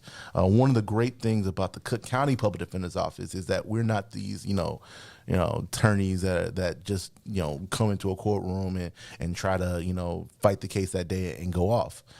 We do have a significant amount of options to represent your case. Now, it ain't perfect, and we can definitely talk about the resources that we need, but the Cook County Public Defender's Office is one of the preeminent offices in the country because of the people that we have available to us and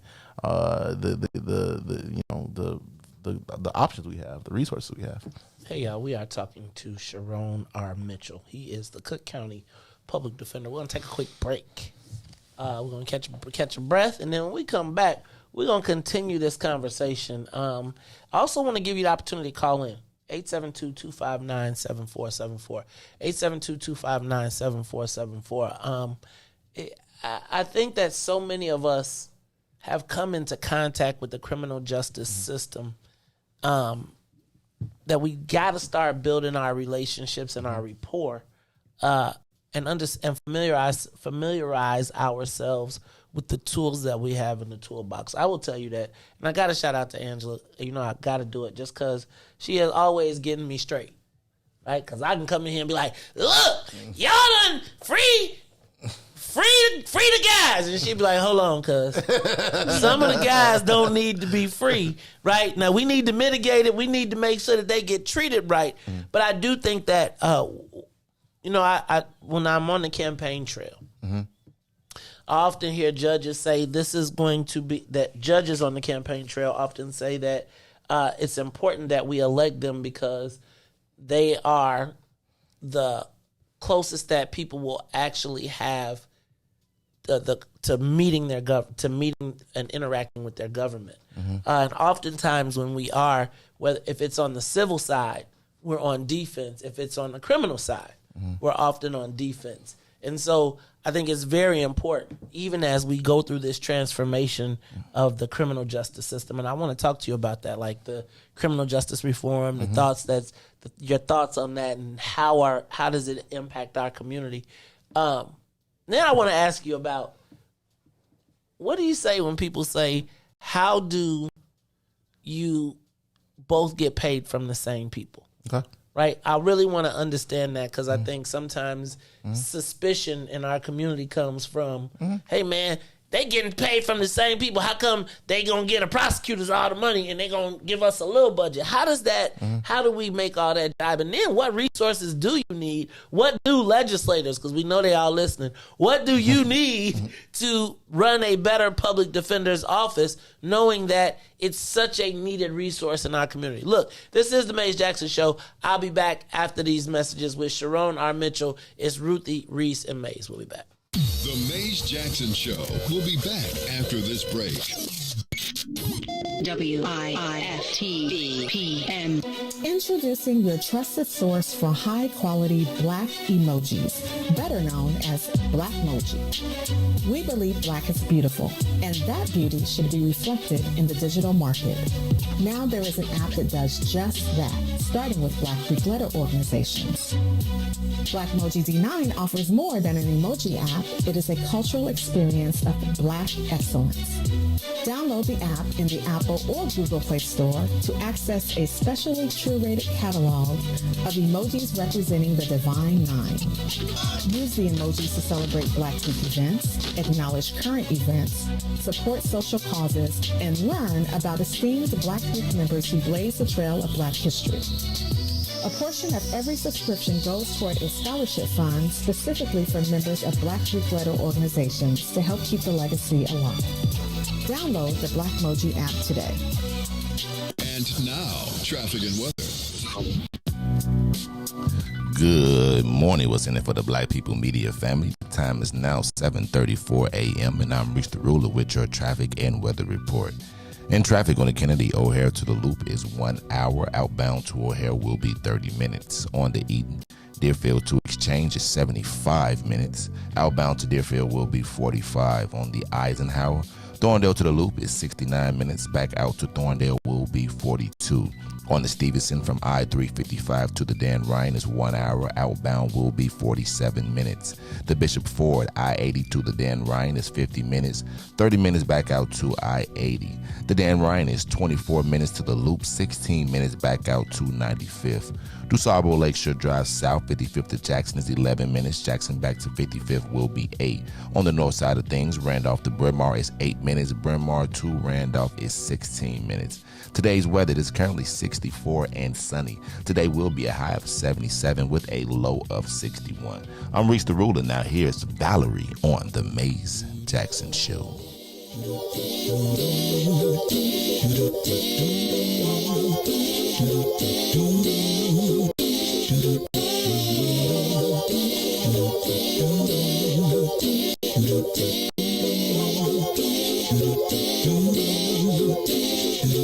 Well, sometimes I go out by myself and I look across the water and I think of all the things what you're doing, and in my head I paint a picture. Since I've come home, well, my body's been a mess, and I miss your ginger hair and the way you like to dress. Won't you come on over? Stop making a fool out of me. Why don't you come on over,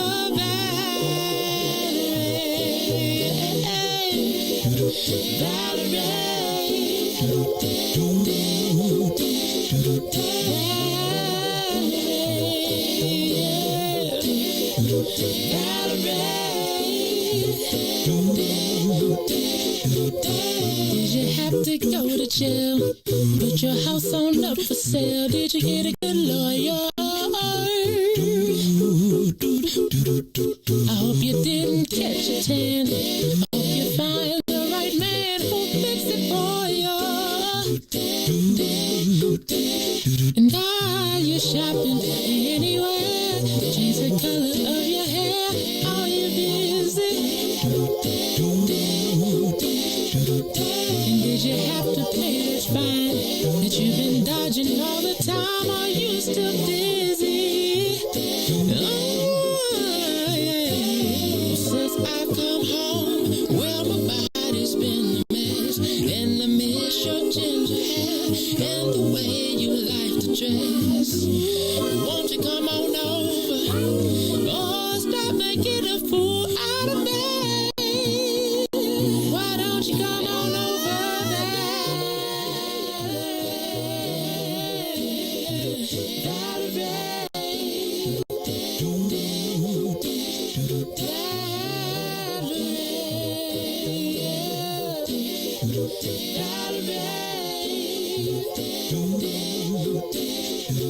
Well, sometimes I go out by myself and I look across the water and I think of all the You are listening to the Maze Jackson Show. I'm your host, Maze Jackson. Got my co-host, Ruthie Moore, in the building. DJ Riis looking like he trying to go to the county today. He got on Don't his stereotype his he got his attire. county outfit. I'm just saying, Riis. And that's what the white man see when he see me. Hey man, Riis. And if you see brother already, if my own people to think that about me, you see what the white man. Let me just say this. So Riis, if you walked up, like, you know, I be getting here at like 4:30. So if I saw you walking up, right? Like if I saw you coming from 28th down the street and you was walking up like that, white man or not, I'm just telling you, I'm gonna be ready. Meanwhile, it's 4 o'clock in the morning. That white man is jogging outside, and hey, Tom. Yeah. Meanwhile, Tom is going to the drug house and sell some drugs, and I'm walking to the bus going to work. You see that? See how you doing? Stereotype. You ain't even right, Maze. If you had a son, he'd look like Riis the Ruler. See? I have a son. He does not. You're right. He's a little shorter. He'll look. I'm gonna stop. Anyway, man, I'm gonna just tell you, we gotta protect our young people. Hey, man, this is the Maze Jackson Show, but in the building we got the Cook County Public Defender. I told you when the call of one of the family members is out, then we always respond. Shout out to our girl Maria Munoz, who was like, look, I want to get the public defender on. And I was like, you sure? She was like, am I sure?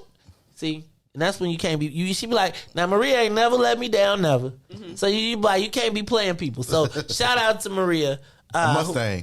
A Mustang. She's a Mustang too? Come on, man. Oh, Lord. Come on, let me ask you a question. All right, let's see if you failed the test. Uh-oh. Are you in a fraternity? Unfortunately, I'm not. I failed the test. Okay. No, you right. No, you straight. You all know. As long as you didn't pick the wrong one, you all good. You can stay where you at. You can stay where you at. All right, now, and you did go to, you went to Morgan Park High School. So you're a Morgan Park High School graduate. I am. What is it about Morgan Park? Why y'all got a lot? It seems to be a tremendous amount of pride for Morgan Park. It's one of the, now y'all got whooped in the high school. Okay. No, we had a high school pride contest, and actually Lindblom had the most school spirit. What's Lindblom? Huh? What's Lindblom? Oh! So are you suggesting that Morgan Park would fade Lindblom? I just don't. I've never heard of Lindblom.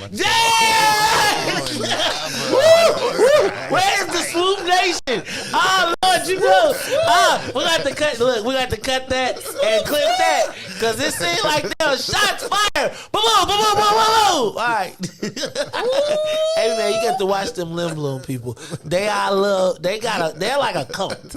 They are like a cult. But Morgan Park, MP High, I hear a lot of people talk about Morgan Park High School. Talk to me about how growing up in Chicago, because that's a very interesting thing, because so many people that are in our government didn't grow up in the city. Talk to me about how that shapes your how you operate in the office of the public defender, growing up and knowing Chicago. Yeah, I drive down 119th and Hosted. I'm driving to my mom's house, and I think about what government gives us, and think about what that community needs, and that community, to me, that street needs investment. And the funny thing about it is that we invest in communities like that, places in my home. But instead of investing in the things that pull people up, that make people more wealthy, that make people more prepared to deal in this capitalist society, we invest with police and prisons. You go to that community, the people that make the most money in that community, that work in that community, are the people in the police station. People that are paid to take our people out of that community. So there are problems in our community, and that's what I grew up realizing, that there are problems in our community, but the solutions that are offered, I don't think are for us. And growing up, there was stuff going on, but I never was scared that I was gonna get hit by something. I was scared that I'd get arrested and that would derail my life, because it would. It's happened to people in my family. You get one arrest, you get one conviction, and you got a 40 or 50% decrease in your earning potential. So for me, I wanted to get out of a situation, but be able to stay rooted to it. And because I got out, I wanted to be able to help. And that's what affected me. That's the reason why I'm here. That's the reason why I've dedicated my career to either public defense or criminal justice policy. I haven't done anything else. This is all I do. The reason why I got this job is because this is what I do. I'm not trying to do anything else. I'm trying to make it better for the people that look like me, that came from the places I'm coming from. Man, how you gonna get paid though? Man, because dag dog. I don't even want to Google the salary, man, but it seemed like you got to do a lot of thankless stuff for being like a superpower. Man, you could take that and go be a criminal defense lawyer of the whole world and make like $10,000 an hour, and then you could pass. You know, man, them criminal defense lawyers. I know Sam doing it. Right, I'm just saying. But listen. I will say this: we do make a strong salary. It's a strong union. It's a good job. You can put your kids through college. You can buy a house. You can retire at a good age, and you can give some to your grandkids. Mm-hmm. So the public defender's office, we not eating ramen every day, unfortunately. Okay, good. No, that's not. That's good. But but I don't want to act like it's something that you're gonna get rich off of. You're not. Dang, man, I thought you were supposed to be a lawyer, man. You ain't gonna get that bag. What about the bag, though, dog? What about the bag? Man, a lot of times the bag comes with the backs of our people. And I don't disrespect. You been hanging out with Ruthie or something, man. Are you a socialist? Nah. I'm not. Listen, and people need to get the bag. We need people like us to get the bag. There ain't no doubt about it. I'm not saying that. But there are also people that can be here and that can be in that fight. And I'm excited to. I'm excited to do it. Man, glad to have you here. Ruthie Mo. And then we have any calls, Riis? Yeah, we got any calls?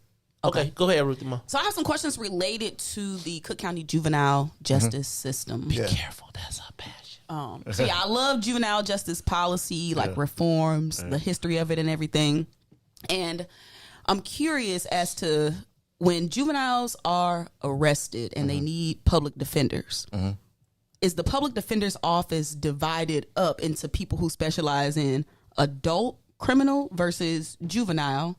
And if you need to utilize a juvenile one and you call this the number for your family members, is there something specific that you need to say or do in order to get a juvenile focused public defender? So the people that represent at the police station representation unit will represent anybody, whether you're an adult or whether you're a juvenile, right? So you don't have to worry about that. But once you actually get into your case, we have juvenile specialists. So we have a set of attorneys that do nothing but juvenile work. They specialize in that work. That's all they do. And I think they're some of the top juvenile attorneys really in the state. So you do get a level of specialization. They don't do anything else but juvenile work, and I think it shows in their work. So my follow-up question is so when I used to work at the juvenile detention center and before the young people had to go to court, they will oftentimes complain about that they haven't talked to their PD. I haven't talked to my public defender. What types of systems or mechanisms are in place so that not 10, 15 minutes before the young people are appear in court that they meet, but can they come to the centers to meet with the young people? Can they call them on the phone? Can there be some type of structured time where these young people can talk to their PDs at least a day or 2 or 3 or a week before they go into court? Because it creates such a level of anxiety within those young people and a lot of uncertainty. So what can be done to kind of help them be more prepared for court? Yeah, so I think there are a couple of things there. I think the first thing is that there are, the public defender's office accounts for, of the county's public safety spending, accounts for 6% of the county's public safety spending. So when you count the public defender's office with the state's attorney's office, with the chief judge, and with the sheriff, we account for 6%, even though we represent, I think, half the system.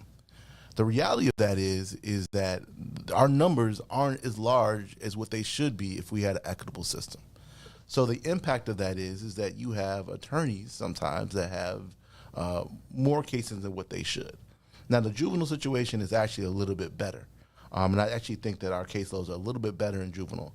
But I think in that early appearance, sometimes we don't get on the case early enough, and sometimes those first appearances, we may have not had a long relationship as we'd want to with our clients. But as the case progresses, we should be in a situation where we're talking to our clients as much as they need to. And if those problems exist, then y'all got my number. Y'all can call me. That's my thought on that. I think, so I guess my bet would be with Ruthie because of her intimate relationship on the children's side. Probably calming that anxiety is probably something that would help move this process along. And I do think that somewhere in the mix, right, with all the attorneys, I know we talked about it off air, but as you talked about the advisory board, I do think that Ruthie being a vociferous advocate, I call myself the most vociferous advocate for black people. I think Ruthie might be the most vociferous advocate for young people that I know.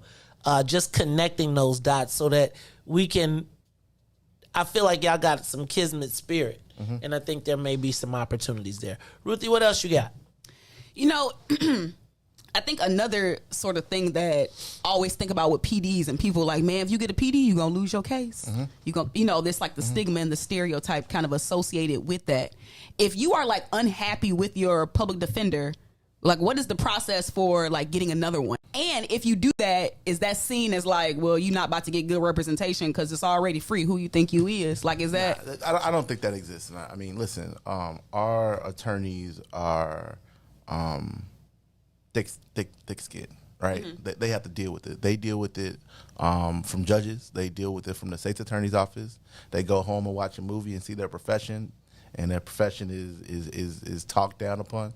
They got thick skin. So you're not going to be a situation where if you move public defenders, the other public defender is going to hold it against you. That doesn't really exist. But I will say this. Let's be real. The system is built to get people to plead guilty. And we represent the vast majority of people in the system. The system is built for people to plead guilty. They do everything that they can to get you to plead guilty. Now, as public defenders, if a state attorney makes an offer, we have to give you that offer. We can't just hold it. You have to have that information.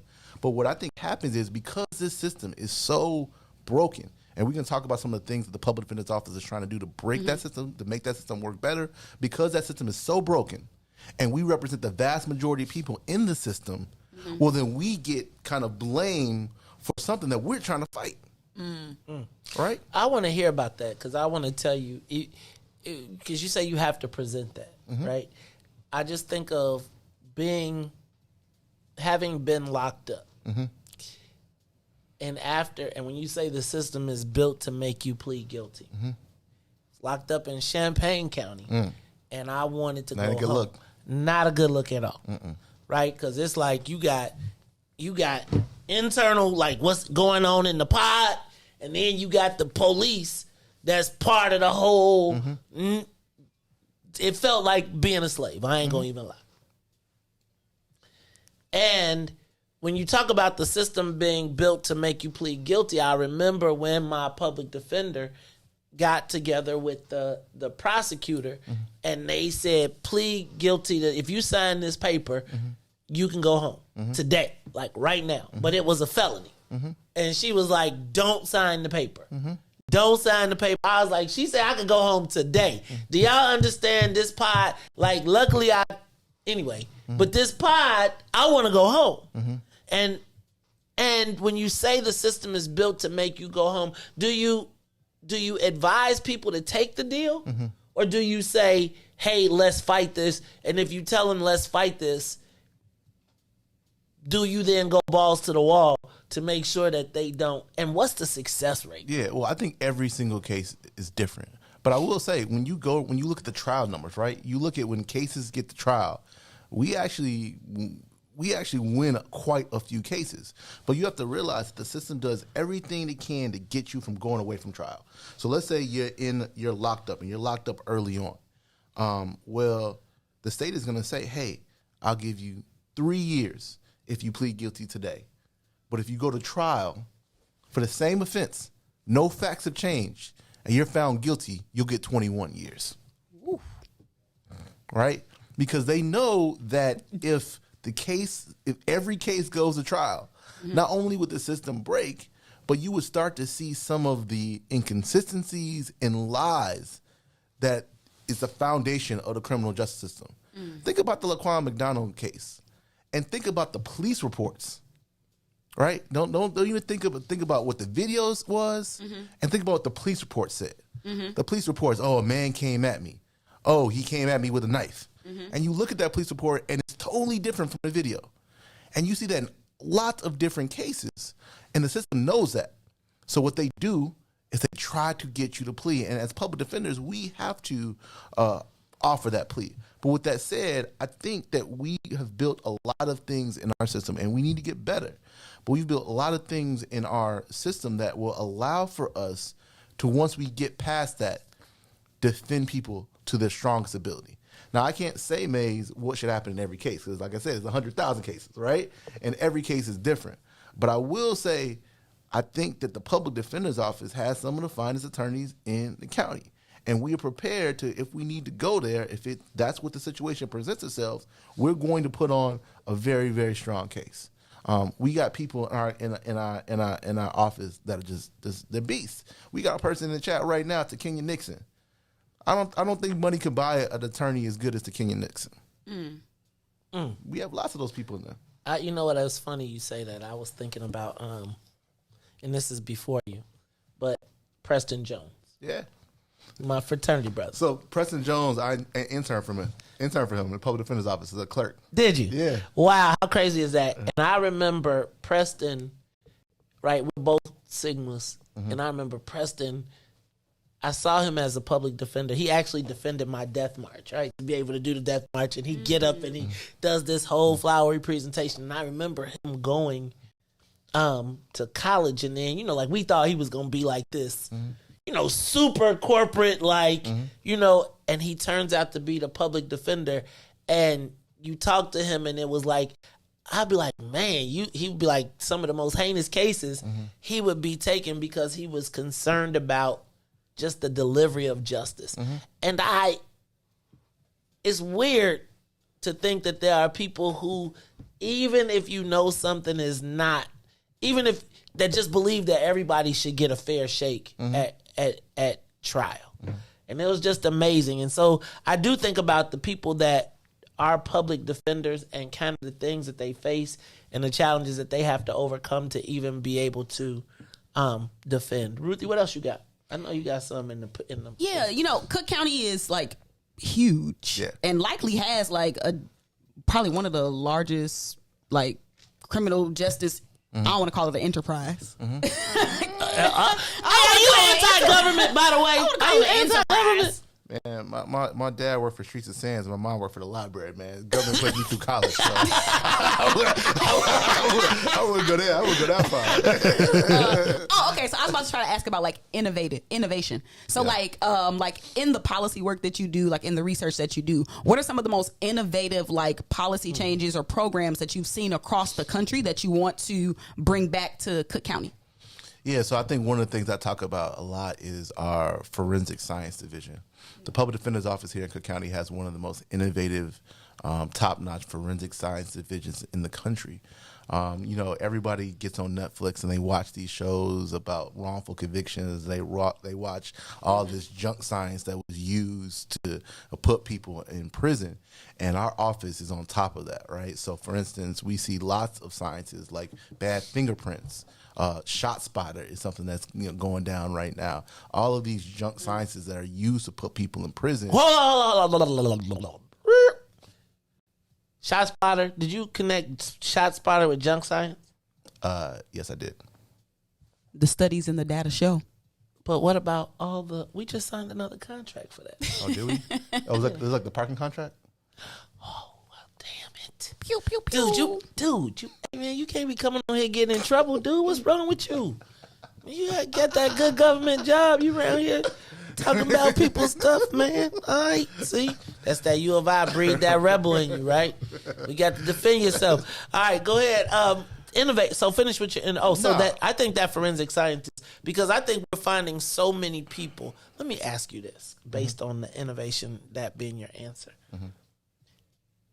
What percentage would you guess of people are locked up wrongfully? I don't know what the percentage is, but I'll say this. When we ended the death penalty, we had exonerated more people than we had executed. Those are people that are accused of the most serious offenses, the people that you would think that we are most sure are guilty. So I can't tell you what the exact percentage is, but I can tell you when we got rid of the death penalty, we had exonerated more people than we had executed. I think the number is very uncomfortable. And even if somebody not uncomfortable. Yeah. Because listen, the system builds us to think that we got bad people and we got good people. And the system puts bad people in prison so the good people can live. That's what they try to teach us throughout Law and Order, NYPD Blue. What is it? What? So what is it if it's not good and bad people? Because I ain't gonna lie to you. Yeah. I do. This is part of how we be getting into these conversations that get tense because I do feel like there is. Now, I do say you got to get a ramp, right? Yeah. To get the good. Yeah. But it is sort of like I think the line between victim and perpetrator is much more blurry than people think it is. Come on. And I think that today's quote unquote perpetrator is yesterday's victim. I think the perfect and believing that just gets us in a bad place. The perfect thing, I'm gonna be frank with it, there's this attitude that we can sue gangs, and that will keep us safe. That's one of the Hey man, what are you doing? Are you on here shooting? Are you over here trying? Look, man, he over here shots firing. You shot firing right now. But go ahead. And like that, and what we know is that there is a blurry line between that, and the response to bad people and good people is let's take resources away from the bad people which live in the bad place, and let's give them police and prosecutors in prison instead of giving them what they need to reduce that harm. So, like I said, I think the number is very uncomfortable to people. I think we have a lot of people, far more people in prison that are innocent, far more people than people who are guilty but got away with it. Far more people. Well, damn. I really don't even think you can end it on nothing better than that. I don't. I do want to say it's a really, really dumb idea to try to sue gangs. That's an incredibly dumb idea. So we're going to have to have this conversation some more. Yeah, because y'all can't defend them, right? They won't have access to a public defender. Well, it's built on this theory that, like, this 80 cocaine cowboys theory that there are these rich gangs that are running violence based upon profits. And that's, if you, like, have been looking up for, like, the last 20 years, you know that there are, like, over 800 sets in the city of Chicago, and these sets are, like, 3 or 4 people. So the idea that you can sue 3 or 4 people and you're going to somehow stop violence, and that's your solution you're talking to people about. Gotcha. She's a prosecutor, man. I think, listen, and I don't want to make it like it's anti to it, because I do think that there are good things that are happening. Like, I will say that, like, they are increasing their investment to violence prevention investments. How's that working out, though? It seems like they paying the Latinos and they shooting the black people. Listen, I think there are a lot of numbers that suggest that some of this violence prevention stuff is working, but it's not funded. Listen, 96% of the money that we spend on violence prevention, on public safety, goes to police, prisons, and prosecutors. 4% goes to actual prevention. Come on. 4%. 96% goes to jail bars and people who put people in jail bars, and 4% goes to trying to get people out that situation. So I think there's really good evidence that violence prevention stuff is working. There are some examples of it not working, but it's 96 to 4%. You can't blame the 4% when you're giving 96% over here. I got one more question. Yeah. And you can tap out on this one if you choose to. You can tap out on it. Do you believe? Yes, sir. That there is a correlation between the police and the old and the protection of property being us? Do you think there is a correlation between the police and slavery? I say you go down to 26 in California, you look at Bond Court, and it looks a lot like a slave ship. And on that note, I'm gonna stop now, brother. Did I get you? Hold on. Did you got a couple? You might as well go ahead and give us the swag because you done gave us the. I got you orange and blue. Listen, these are our police station representation unit numbers. So the number is 844-81-RIGHT. 844-81-RIGHT. You can call that number, and a public defender will come to the police station and try to get you some freedom. Say, can I please speak to You know Sharon? Hey, my dog, Sharon. Hey, look, I'm just telling you. If I ever get, I'll be like, hey, dog, don't make me call Sharon on you. Don't make me call my dog down here. Look at this. This is what we're going to have to do, though. You know what you're going to need to do? We're going to need to get, you're going to have to get one of the public defender signs or something, and you're going to put that number on it, and we're going to put it somewhere in view in the studio, because I think I think that's tremendous. And next time I'm bringing Angie. Oh man, you definitely bring Angie. You bring Angie, and man, look, man, you look out for Angie if you can, because Angie be looking out for us, and she definitely tries to make sure that we give our people the correct information. Yeah. But she don't be taking no shorts. She be like, look, y'all can't be glorifying to say. She will keep it real with you real quick in a minute. Nah, she's amazing. All right, hey brother, did I hear you say though that we could get you to come back monthly? I'm here. All right, look, so we're going to do this once a month. Hey, and if y'all got a public defense, y'all got a PD, and y'all got an issue, wait till that once a month when we call. All right, y'all, this is the Maze Jackson Show. I'm your host, Maze Jackson. Ruthie Moore, DJ Riis. We have just spent an hour with Sharon R. Mitchell. He is the Cook County Public Defender. Look, y'all, when we come back, we'll have some more conversation. It's the Maze Jackson Show. The Maze Jackson Show will be back after this break. WIIFTBP. Broken screen? Crash system? Are you in need of spyware or virus removal from your computer? Well, contact RPC Computer Repair in South Shore and let us help you with all your computer repair services and print needs. Need office or print production services, copies, scans, fax, or even notary service? Then stop by and support RPC Computer Repair and Print Shop located 1741 East 71st Street in the 71st Street corridor, newly revitalized South Shore areas, and let RPC be your one-stop shop, where we believe RPC is your PC. RPC Computer Repair is also a UPS access point where you can drop off and pick up your important packages. So let RPC be of service to you. Call RPC Computer Monday through Saturday, 8 a.m. through 6 p.m. at 773-966-4457. That's 773-966-4457. Visit RPC at rpccomputeringinc.com for more information. And now, traffic and weather. Good morning. What's in it for the Black People Media family? The time is now 8:07 a.m. And I'm Riis with your Chicagoland area sports, traffic, and weather update. In sports baseball, the AL Central champs took care of business last night as they beat the Reds 7-1. The Chicago Cubs, on the other hand, will lose 8-6 to the Pittsburgh Pirates. If you missed the game, you missed the game last night as the WNBA Chicago Sky game won against the league's best Connecticut Suns. Game went to double overtime. Candace Parker will have 22, and that will be enough as we steal game one on the road, 101-95. Let's go, Sky. Now over to traffic.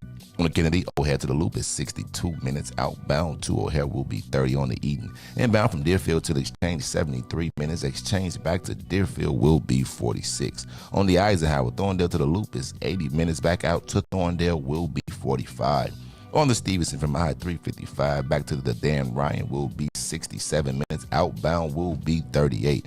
The Bishop Ford, I-80 to the Dan Ryan, 66 minutes. 30 minutes back out to I-80. The Dan Ryan, 24 minutes to the Loop, 16 minutes back out to 95th. DuSable Lakeshore Drive, got a little traffic. 55th to Jackson is 14 minutes. Jackson back to 55th will be 10. Randolph to Bryn Mawr will be 8. And Bryn Mawr back to Randolph on the north side is 18 minutes. Today's weather is currently 64 and sunny. Today will be a high of 77 with a low of 61. I'm Riis the Ruler, and here's So Good on the Maze Jackson Show.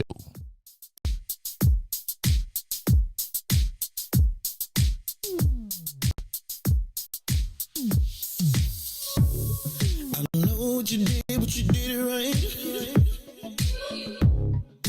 Girl, you make it look so easy. Everywhere you go, there's turning left and right. Can't say you a dime, you're a 20 piece.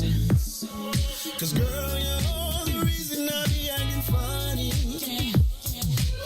Everything in me telling me don't let you get away. And all the guys looking like they wanna love you. Every day I'm your body, got not over my dead body. Why you gotta look so good? Why you gotta look so good? Why you gotta look so good? Put your hair done, nails done. When you put that clothes on, why you gotta look so good? With your hair done, nails done. when you put that grown on, girl. Why you gotta look so good? I can look and see you're not an average chick. You're shutting it down everywhere you go. Girl, I want you as bad as I want a check. Cause you're sexy from head to toe. Girl, you're the reason I be acting funny. Back to the Maze Jackson Show.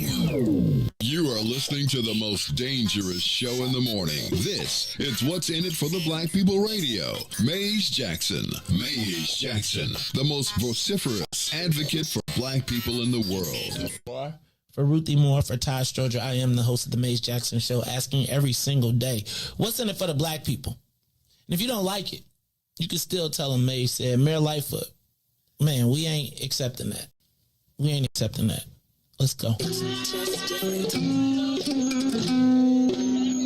Yeah.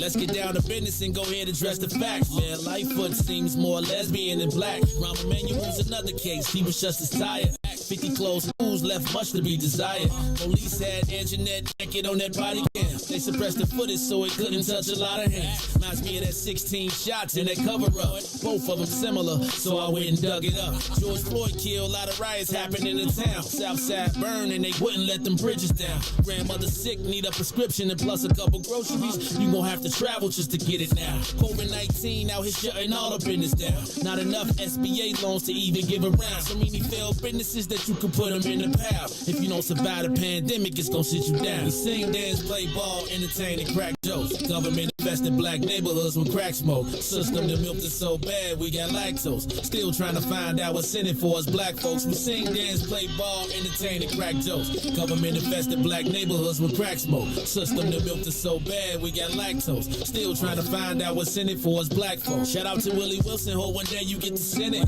We need some different players in the game to handle business. So many shady characters like Madigan and Blago. But when you really break it down, it's typical Chicago. City full of gangsters, it's what the land was built on. Same streets with hood legends, DNA get spilled on. Carjackers out here lurking, trying to get they steal on. Looking for a block to put them Hellcat wheels on. Let us give bogus appraisals a red line. Car crackers out here getting minimal fair time. And up the seal carry, I stay with the pipe. But Illinois gun laws giving minimal rights. Stay up on the swivel, make sure I'm moving tight. Check all of my mirrors when I pull up to the light. Pick my homie up from out of town, man, he caught a flight. He was hella nervous, told him, shorty, this a way of life. We sing, dance, play ball, entertain, and crack jokes. Government infested black neighborhoods with crack smoke. System that milked us so bad, we got lactose. Still trying to find out what's in it for us black folks. We sing, dance, play ball, entertain, and crack jokes. Government infested black neighborhoods with crack smoke. System that milked us so bad, we got lactose. Still trying to find out what's in it for us black folks.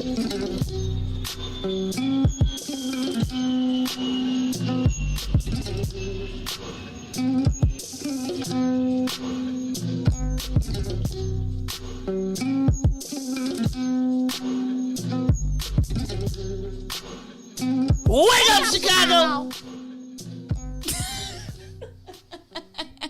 Wake up, world. This is the Maze Jackson Show. Nah, match that one. Bad, I can't. Riis be like, okay. That number gonna be memorized. 872 what? Not that one. Oh, 844-817-44. Not the most important number today. The most important number today is what? 844-817-4448. You was close, but to remember it is 84481-RIGHT. RIGHT. Turn to the right. Turn. Ooh. To the right.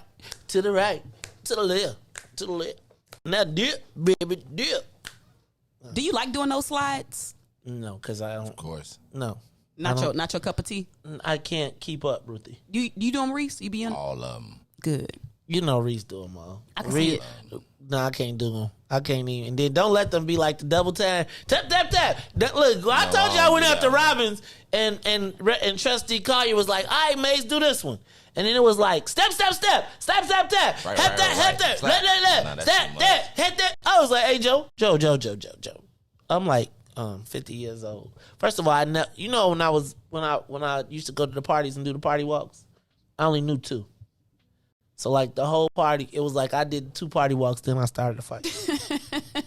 Like, all right, enough of this. Enough of this. All right, y'all, it's the Maze Jackson Show. What y'all think about Sharon Mitchell? I thought that was refreshing. U of I. Refreshing to hear.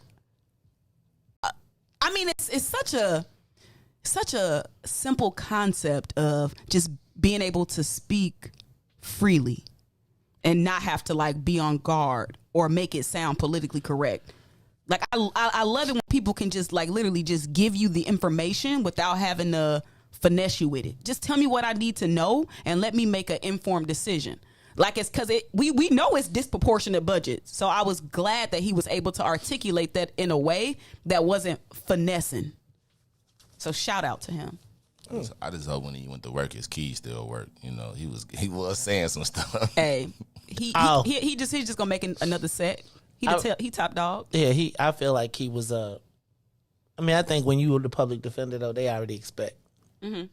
Right, you already expect like, yo, he to defend the bad guys. Mm-hmm. You already got. They probably expect him to be. It does speak to how important it is, though, for like homegrown talent to be in positions of power. That too, and I feel like it was I feel like he didn't present like the TV shows. Yes, like it came off like he's really like yeah. Well, I'd be like, nah. When I talk to Angela, I'd be like, I would feel comfortable with Angela. So I guess the public defenders I do know though. I do feel like too, yeah. I do feel like they be some G's. They drink good though. It's like they used to be at job though. They used to be at Rick's all the time getting smashed. I bet. Because I couldn't imagine some of the stuff. Now, you know when they be like, you know you did this. Don't come in here telling me about you was that. Some of the things I couldn't imagine, you know. This might be out. They probably should lift the marijuana drug test requirements for people who want those types of jobs. They should also lift the marijuana requirement for you coming to court. Because brothers going to jail just for how they smell when they walk in. Mm-hmm. Really? Yes. I know people that be coming to court faded, blue bat, and you expect that when you do that you going. Really? Hold on.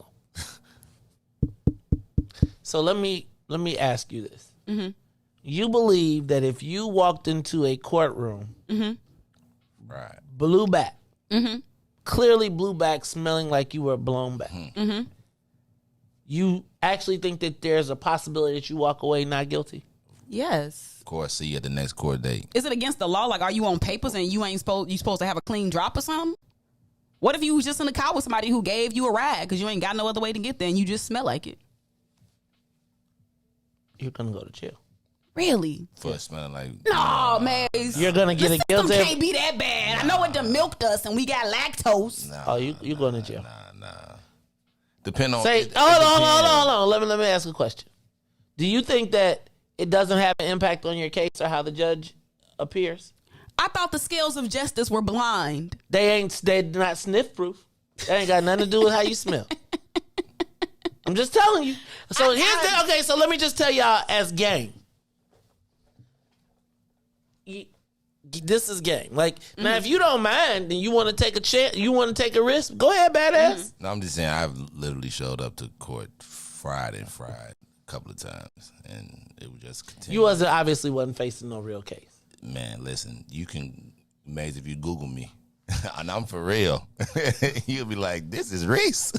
Like, if my case is not involving that, if I'm only up there for like a continuous, like I've never probably showed up to verdict court fried. But if it was just like, you know, like emotion, like they just like coming up there to like review the stuff, I'm in court, yo. You know, I done woo not guilty shirts to court. You know what I'm saying? I woo all type of shirts to court. If it's not a verdict, then we just finna come up there and have a discussion. You know, what's this? Have he done this? Has he done that? That's what I'm saying. You know like, what? But you know what? Do you appear that like at the end? Do you think all that adds up? It shouldn't have no impact. Do you think it doesn't? You know what? I think that's the difference between my generation and y'all generation is who's the judge? we kind of willing to push those types of envelopes. Like how Riis said he'll show up in a not guilty shirt. Like, what you gonna convict me because of my shirt? I dare you. I wish you would. Okay, not now. I'm not. That's right. I would tell you it all adds up. Like, it all adds up within the sentencing guidelines. But yes, without a doubt, I believe that if you smell like weed this time, no, I'm just telling you. If you I would tell you, having been in the presence of a lot of judges, right now, if they try and not like, especially if your judge is white. Now, if it's a black judge, they cut you slack. They be like, yeah, he only had 8 ball. No, the 8 balls ain't going. You smell like marijuana. No. I'm not saying you can't. I'm saying like when they think about, they give slack. But I'm telling y'all like this. So I'm just giving y'all some game. If you are in a court case and all up until you go to your sentencing date where you put on your suit and tie, if you've been blasted, you've been blazed, if you ain't showed the court the respect that the court believes it's supposed to get, oh yeah, it's good. They gonna hit your ass. But if I'm innocent, then what? Then they gonna figure out. Gonna make me guilty. So what did my man just say? What did my man just say about how many people are in jail? He said there's more people probably in jail than wasn't supposed to be. Think about it. Think about how many people came to court with an attitude or with a certain way, thinking just like you, who wasn't. Maybe it wasn't a traffic case. Maybe if they had, why do you think that that don't show up to court why do you think the white boys always got a suit on even if they in prison? I ain't wearing a suit neither. Okay. I'm just telling you. Yeah, okay. I'm just telling you. Like, do you think that there's a difference in a person being how the judge and jury views a person in a suit and a person that is just sitting there? Well, to be honest with you, if you have a lawyer, before you know what I'm saying, like before you even go to court, like your lawyer is going to call you and explain to you what's going to happen in court. Like, I've never been to court and my lawyer explained to me, oh, this court is this, or we bringing this and this up, oh, this court is just for this and this. So if I know like I'm already in the court and ain't that, before I went to court and got every verdict I got, I knew like a month or something, a court is on April 28th. I went on April 28th. My lawyer called me like the beginning of April saying, well, there's going to be 2 months probation. You know, you're going to go in there and they're going to give you 2 months probation. That they've already set the verdict for me. So I'm already going in there. So you settled. I'm already, but like, I'm just saying it could have been like it started at like 7 years and then now I got 2 months probation. So I've already said, yes, I'm going to take the 2 months probation. When I show up there, I'm already in agreement with them with the 2-year probation. So it don't even matter. It don't even matter. It's already set in stone. I have agreed with my lawyer. So just because I come in there fried. Is there any guilt involved? What guilt? Is there any guilt involved when you show up at the end? Do I feel guilty? No. What does the court say? When you plead for probation, is there a guilty plea at that point? It is a guilty plea. Okay, so that's all I'm saying. That's your win is I'm going home. My win is I'm walking out of this mug with nothing on my piece of paper. It didn't even matter. But I'm telling you, smoking didn't. If I did a crime that started out at 7 years, there's no way unless you got Johnny Cochran that you're gonna have like nothing. You know what I'm saying? Unless you're paying a real expensive lawyer to really do something, or you paying them. I'm talking about from a public defender, like we just had from a public defender. It's in no way they're not getting anything unless you are completely clean. You know what I'm saying? So it went from 7 years to 2 months probation. You know, you know what I'm saying? Couldn't get no better. I take it. Next. Yeah, no, I don't agree. I'm just gonna tell you. But smoking didn't. If I didn't smoke and I didn't smoke and I still got it.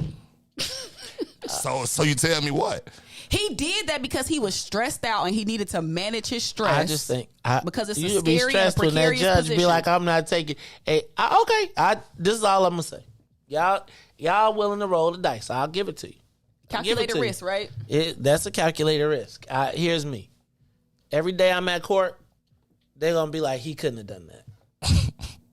I'm gonna tell you, or they're gonna be asking questions about, "Could he have?"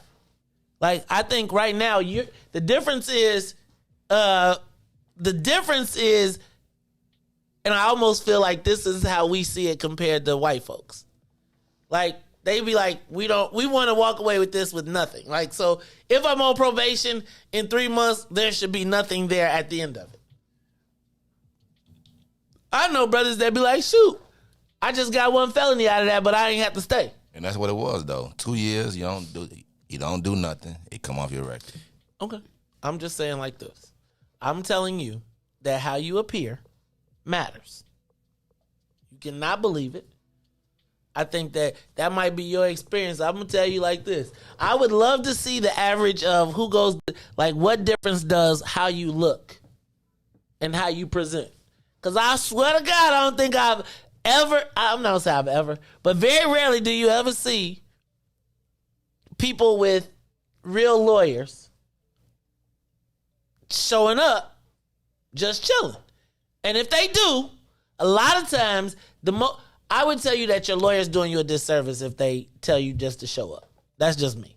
Just to show up how you show up. I wouldn't do nothing to antagonize the judge because the judge ultimately has the final say. So you can agree with the prosecutor and the prosecutor. My biggest fear was when they came up with the agreement that the judge would be like, nah, I'm not accepting that. Send your ass to Menard.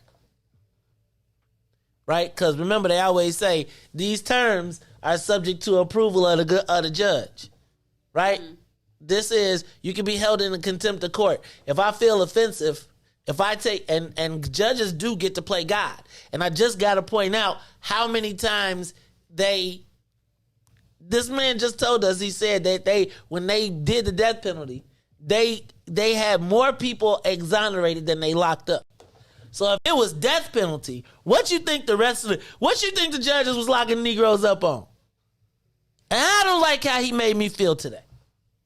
I'm not gonna, and I understand. And I think that's the reality of just how I grew up, right? Probably. And now you all are a lot freer, and now we got the criminal justice reform system, so maybe they not looking at it, right? They don't look at those things. I would be at court every day with my hair cut. Mm-hmm. I have a shave. I'll be like when I had traffic court, cuz. So now if they have you accused for killing 6 people, you trying to tell me that you think if you show up in a suit and tie, they're going to say, oh, no, not this guy. I'm saying that I'm not going to, if they think they got me for 6 people, I'm going to have a damn good lawyer that's going to have them questioning whether it is. And if it get to the question, I'm going to be tipped over to the other side.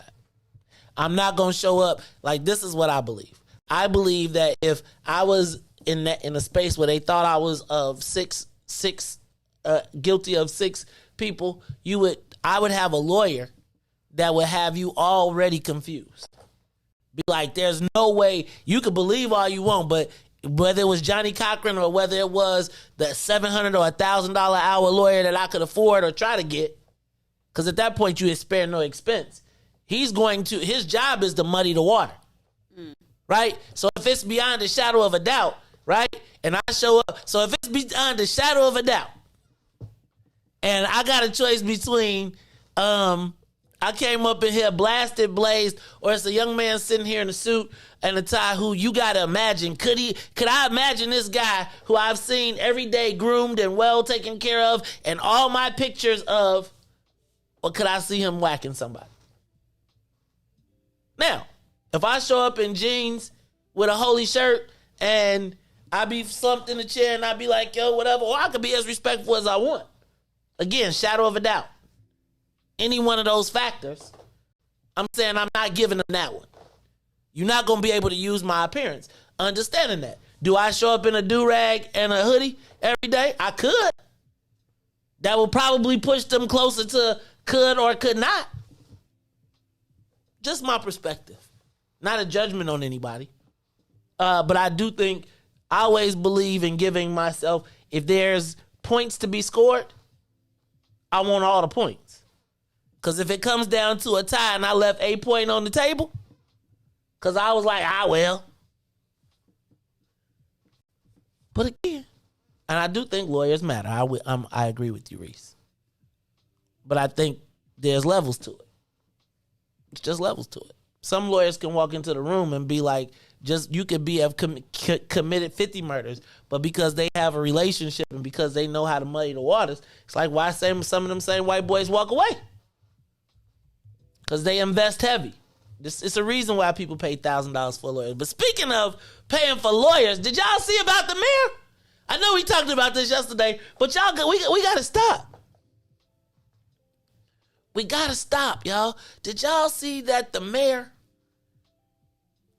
Anjanette Young, is kicking up more dust for the mayor? Ruthie. So we talked about this yesterday, and we didn't get too deep into it, but Mark Fleissner, former corporation counsel, the person who went after Anjanette Young when she sued. Remember, he led the lawsuit against Anjanette Young's lawyer, sued them for requesting and sharing the tape with CBS, and then he said, there was a big debate about whether he would resign or not, and he said he wasn't going to resign. The mayor said he wasn't going to resign, and then all of a sudden, he one day resigned and walked away. Now, Ruthie, during that time, he walked away begrudgingly. But remember how I told you when you take a job in the government, usually you have to sign your resignation paper before you go? Like when you take a job as a employee for like an exempt position, usually on the first day they make you sign your resignation letter. And then they can date it and sign it and give it to you so that there's never a firing, right? And so we couldn't figure out, but remember I kept saying, if Fleissner is a good guy, he's got to fall on his sword. He's got to walk away. He's got to say, like, even though he may not have been the bad guy, but white people be like, no fair. You remember how, I remember how he walked away. I ain't really do nothing. I ain't do nothing, but I'm leaving, and I'm going to take this, and I'm going to fall on this. Well, Ruthie, it seems like we've uncovered. You know how they say hell hath no fury like a woman scorned? Seems like hell had no fury like a lawyer scorned. Apparently, Mark Fleissner is upset because the mayor did not keep her word. Or what it appears to be is not keep her word. He told us we got to ask her. When we come back, I want to talk about this, the mayor paying her political debts with our legal bills. It's the Maze Jackson Show. We'll be back after these messages. The Maze Jackson Show will be back after this break. WIIFTBP.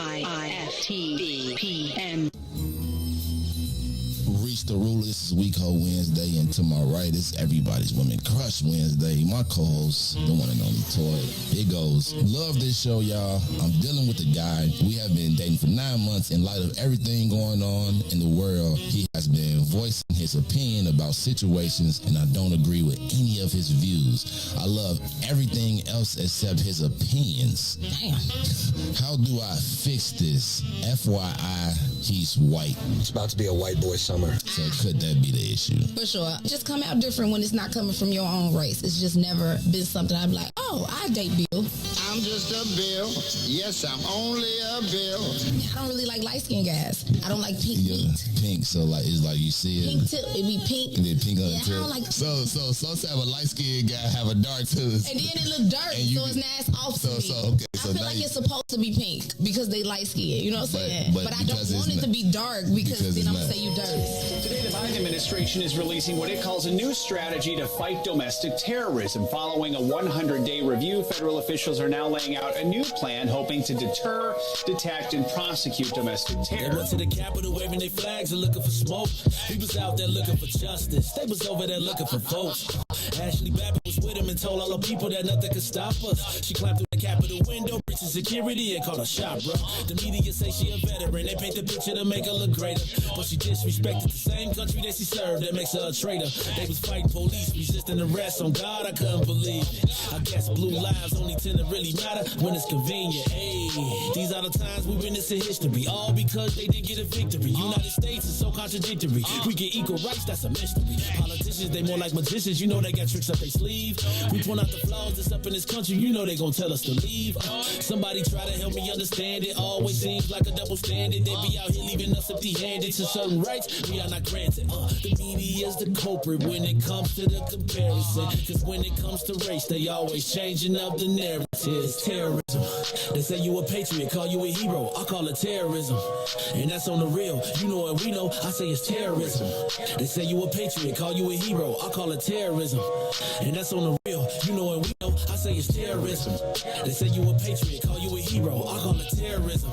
And that's on the real. You know what we know. I say it's terrorism. They say you a patriot, call you a hero. I call it terrorism. We still out here trying to get our reparations, but the government pump faking out here hesitating. I'm out here trying to keep my peace, so I keep meditating.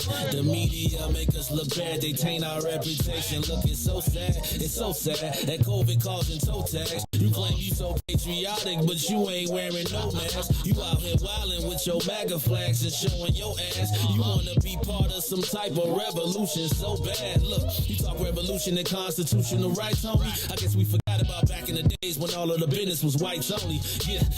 George Floyd got justice. Juneteenth got much respect. They made it a national holiday. Man, it's all good, but cut the check. They're giving out all of these vaccines, putting it in you like caffeine. Was it all in the part of the plan? I bet money like DraftKings. It's land of the free, home of the brave. 1776, we wasn't free till 1865, so we wasn't part of that shit. And that there is terrorism.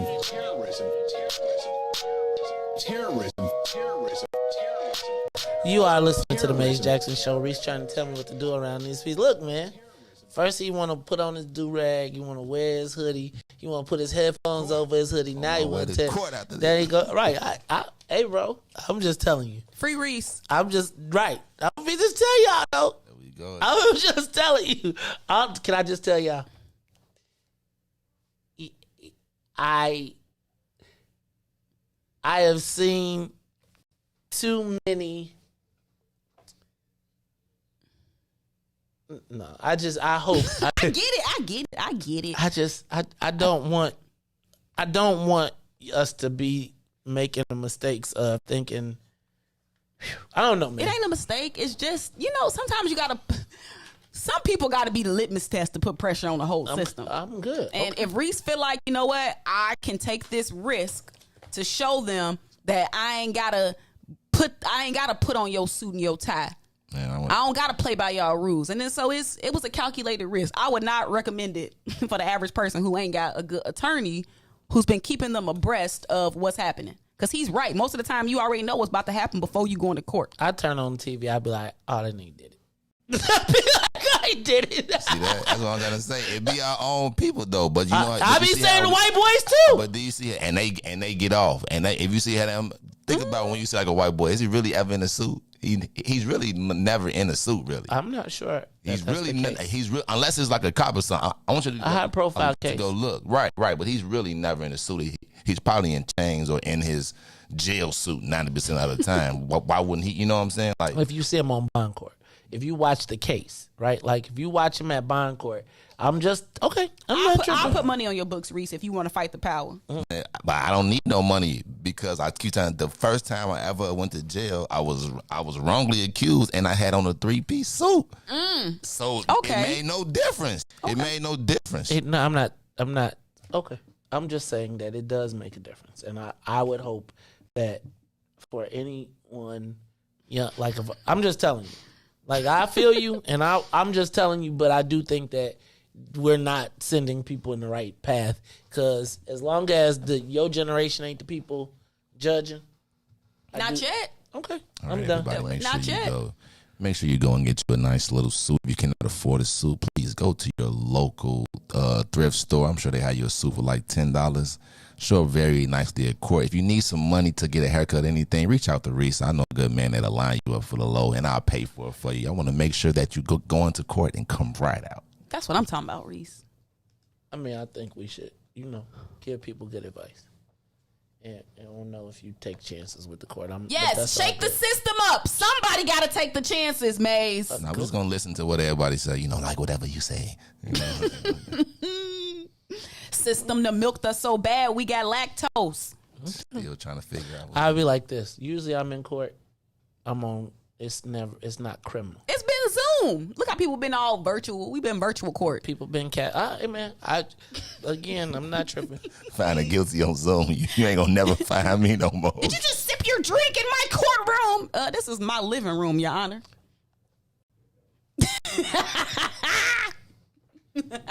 Do you show up to virtual court in a suit and tie? They want you to. You would. 100%. They want you to. 100%. And especially what depends on what's on the line. Especially if I showed up to virtual court and I'm suing somebody white, and I'm trying to get like they owe me, or I'm trying to get my full value. 100%. 100%. I had virtual court, right? I did. I had virtual court, and my attorney is a black woman, and she was adamant that I had to dress up. I couldn't eat. I couldn't do anything. I had to just literally sit there. I couldn't get up. I couldn't yawn. I couldn't do anything. We get in the virtual court, and the white people, they eating snacks, walking around. They got. Guess what the jail is full of? What? Black people. We know. That's my point. We all saying the same thing. We just got different perspectives on how to deal with it. I got you. I'm just saying we know that we're not. I'm saying we're not getting judged the same way. It's full of black people that you said, right? Do you think them black people that went to jail showed up in a suit and tie? So it's full of black people that went to court and got convicted wearing suit and ties. I think it's full of black people who went to court not thinking it was serious and got locked up or did what they did. I feel like no. You said a suit and tie would change. I'm saying that most of the people that have gone, I would argue that most of our people have gone to court and that are in jail did not go in a suit and tie. I would. I know some of the biggest thugs, and I know some of the biggest thugs that have cut their dreads and put a suit on. So I don't believe that. I know some people that just show up. Wait, you just said that nobody wears suits and ties. No, I said I don't. Why would the biggest thugs do it? Because like you said, they want to put on an appearance. That they don't have to shoot nobody. Exactly. You know they want somebody that at least, if it's a benefit of if it is the shadow of a doubt, and I walk in with Murder 366 on my shirt, or I walk in with a suit and tie, that's the shadow of a doubt. This is all I say. I'm just trying to get my best odds to get out of the court unscathed. And if that requires, and quite frankly, I wear a suit to kick it. So it ain't like I'm hurting myself. Like I don't feel like, putting on a suit is like, oh my God, bow down. I go to the suit and be like, I'm colder than the lawyers. Really? Yeah. Y'all. Don't be. Ooh, I hope this is not on the paper tomorrow. It's gonna be on the paper. It's gonna be a social media question today. It ain't gonna be on the paper, but I'm gonna say, does your appearance in court make a difference? Do your appearance in life matter? Yes. Yes, it does. 100%. We know it do, Maze. No, you don't. Yes, we do. No, we don't. We know it do. We can do whatever we want. Maze, it's okay. We just, I be trying to get y'all right. I'm trying to get y'all. But hold on, but see, whereas you say you trying to get us right, I feel like no, y'all are steering us wrong by being like, you gotta dress like this for the white man. Anybody trying to hit it. I say you gotta dress like this. I feel like you gotta dress a certain way to impress me. Thank you, white man. What are you talking about? This is what I'm saying. I feel like when you come into, like if you come into a meet with me, I do be feeling like, excuse me. Did you know where you was coming? That's different.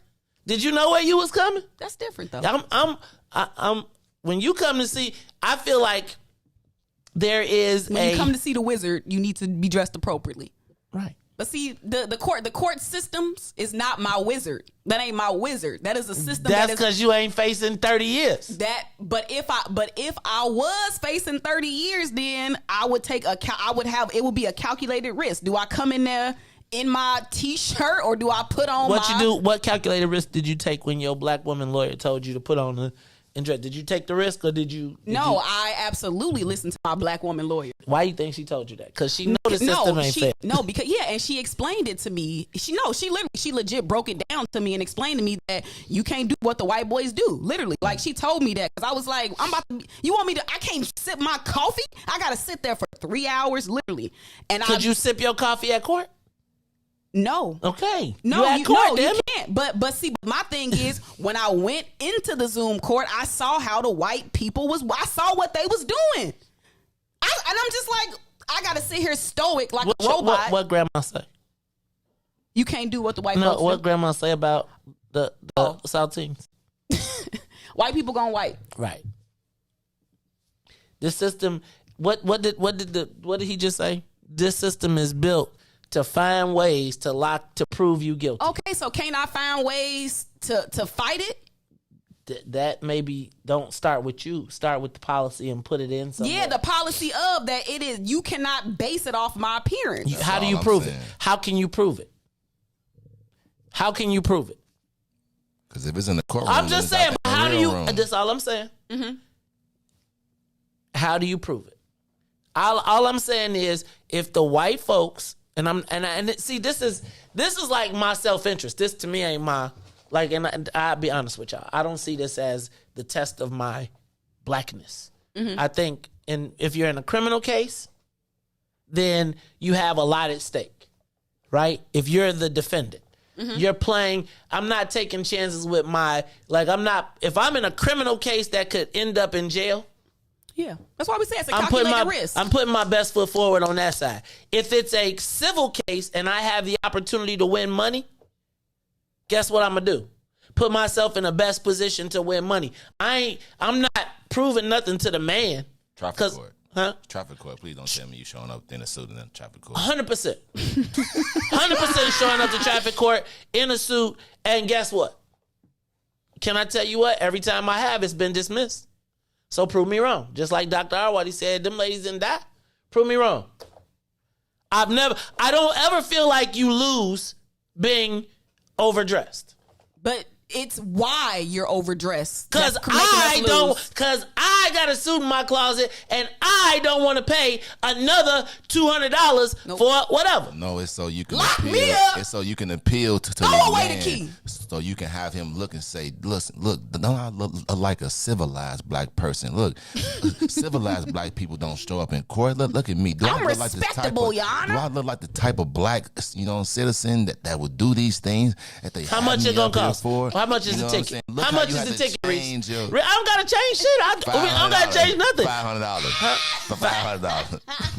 I wear a suit because I like to look good. But I'm just saying, if it's a $500 ticket, I got $500. I can pay it, but why? If I can put on a suit and beat you, and he can think whatever, I ain't gotta say nothing. Okay, so Maze, yes. How is this any different from you going through a spurt of your life, whereas you wore your hair and you rebuffed the suit? Like you went through that as a phase of your life, as an important part of like your growth. So how is that any different from what Riis is saying? I'm saying I'm after coming out of it. Well, we still in it. Okay, so I'm right. So right, and after coming out of it, right, and figuring out the balance, I won. Mm-hmm. Right, like I feel like all things considered, right, and I had a 100%. I'm not tripping. I'm not mad at you for having your opinion. Mm-hmm. I'm saying that I can pull out a picture and I can tell you, and there are people who made money with me when we said, "Hey, I'm gonna go to every meeting in a jersey. I'm going to rock dreads and I'm going to wear this chain." And I can show you for 5 years I did that. Right? And people accepted me and they was like, that's cool. But my growth of business stagnated at a point. Right? So let's say I got to, $500,750 in revenue and then I froze. That was the top out. Now, the extra, I always tell my kids about the long way around. Right? I try to encourage them not to have to take the long way around, but I bulldoze my way. Now, foolish pride, the willingness to take the long way around, got me to the same destination, but I did take the long way around. Now, if that's your choice, it's okay. I'm not saying that, but I am saying that looking back at suits and ties versus wearing a jersey and how I've been able to do for my family and do better. And I think it's all scalable because people back then was like, man, you at the top of your game. Like, man, look, you don't got to conform to nothing. You do whatever. Then when I got stuck at that number, I was like, Well, there was a lot of other circumstances, right? But I think it all comes with age. It's like when I was 20, I told my parents they was bourgeois elites that stole me from the city and I should have grown up. It's all a development sport. It's all development. And I feel like that's not really my fight. Like, my fight is not to stand up to the man because I can prove to him that by wearing whatever I got, you can take my 5 or not take my 5. That's just not my fight. So I'm not mad at you for doing it. I would, if my son was going to court, right? I'm not on whether we win, whether it's criminal or civil. Our goal is to win. Our goal at court ain't to prove no point. That's not our goal at court, to me. Now, if we going on a test case and we decided we going to challenge the system and that's what we going to do, that's one thing. But if the goal is to win, the judge is not my opposition. It's not the goal. Proving to the judge is not my goal. My goal is to either win the lawsuit and get the money and put myself in a best position to do that, or to avoid some negative repercussion from being on criminal defense. So I have to define what the win is to me. The win to me is not the judge being able, is not me being able to stand up in clothing. That's just not my win in that. And I just think you have to assess what it is for you. And everybody's got risk that. assessment. Right. I believe we here, like, I totally understand exactly what you're saying. I know you wear a suit and all that, but to me, it's that bubble that I feel like it put me in. Like, I gotta do this, like, for you to see me who I am. If I'm not guilty, you know what I'm saying? Like you trying to say that how many people? If I come in if I don't wear a suit and tie, then they're gonna say, well, obviously, maybe it doesn't look like he's guilty, but I'm saying, why should the clothes decide if I either did it or I didn't? You know what I'm saying? I'm showing up to court to get judged on the crime and not my appearance. So again, I'm not. You are 100% right. That is how you would like the world to be. Let's talk about how the world is, right? So you are speaking in the ideal, and if you're willing to challenge that, that is your mission. I'm okay with that. That's it. He did it. He challenged it. Exactly. In the case of, but when you're saying that, I just want you to understand that we just heard this man tell us that when they let people go, when they stopped banning the death penalty, there were more people exonerated than people killed. So I got to say that somewhere in the mix, the joints something ain't right. But how do you challenge that and how do you change it if it's not doing exactly what Riis I think it's policy. But you saying that's not your fight. That's not your battle. Right. But if that is his prerogative to express himself in that way. I'm all good with that. I just said all I said was I'm not advising anybody that I know that way. Like, my goal at court is not to prove. Like, if I'm going to court to prove a point, then it's a test case. Me and the lawyer have already worked it out. I'm not playing games with my own stuff. That's me. Mm-hmm. I hear you. Yeah.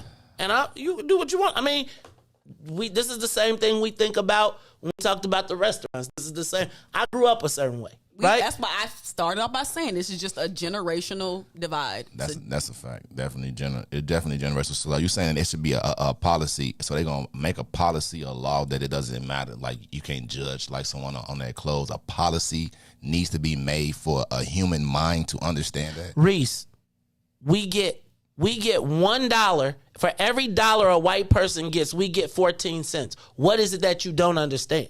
Like, when we talk about 1 in 4 black kids goes to an underdeveloped school, this whole system is built to screw us. So if you're trying to act like it's fair, then I'm just going to be honest with you, it's not. And so all I'm suggesting is, and if you want to fight in the court, you can. So I got one last thing now. Because the world isn't fair, so in order for us to, not have anything happen to us, we need to abide by those rules that has already been set in place. Because if we try to change them or try to, battle with them, then that's not the right way, because we can't do what the white people do. Why? Because like you said, when you went out to eat, that white man put his cup on your table because he can do what he want to do. A black man is trained, don't do that. You know what I'm saying? So because it's set like that, oh, you know, man, you can't really, you know what I'm saying, man, you can't really do it. So now I'm going to train my child the same way. My child going to train his child the same way. It's never going to break until somebody say, hey, I understand it's not made like that, but why isn't it made like that? Why isn't it fair? So until we going to fight for fairness, you either going to fight for fairness, and then you look at like, oh, man, Riis, you're anti, or you abide by it. You be like, that's what you're supposed to do. You're supposed to wear a good suit there, sit up straight. Like, I think our generation is looking like, nah, like if I didn't do it, like, you know, like, nah, I am who I am. Accept me for who I am. Black people, stand up. That's your choice. Come on, Riis. That's your choice, right? And I feel like that's the platform. If that's the place that you choose, if your clothes are what you choose to make your battle, then that's your piece. And again, it all depends on what you got at stake. Now, you wear whatever you want to wear to court. Again, my goal is, what are you trying to win? My goal is not trying to win social approval from the court. If I'm in court, if I got to deal with court, I'm either in a lawsuit and I want to win the lawsuit and win my money and move on, or I want to escape the criminal space. That's it. Them are my two objectives.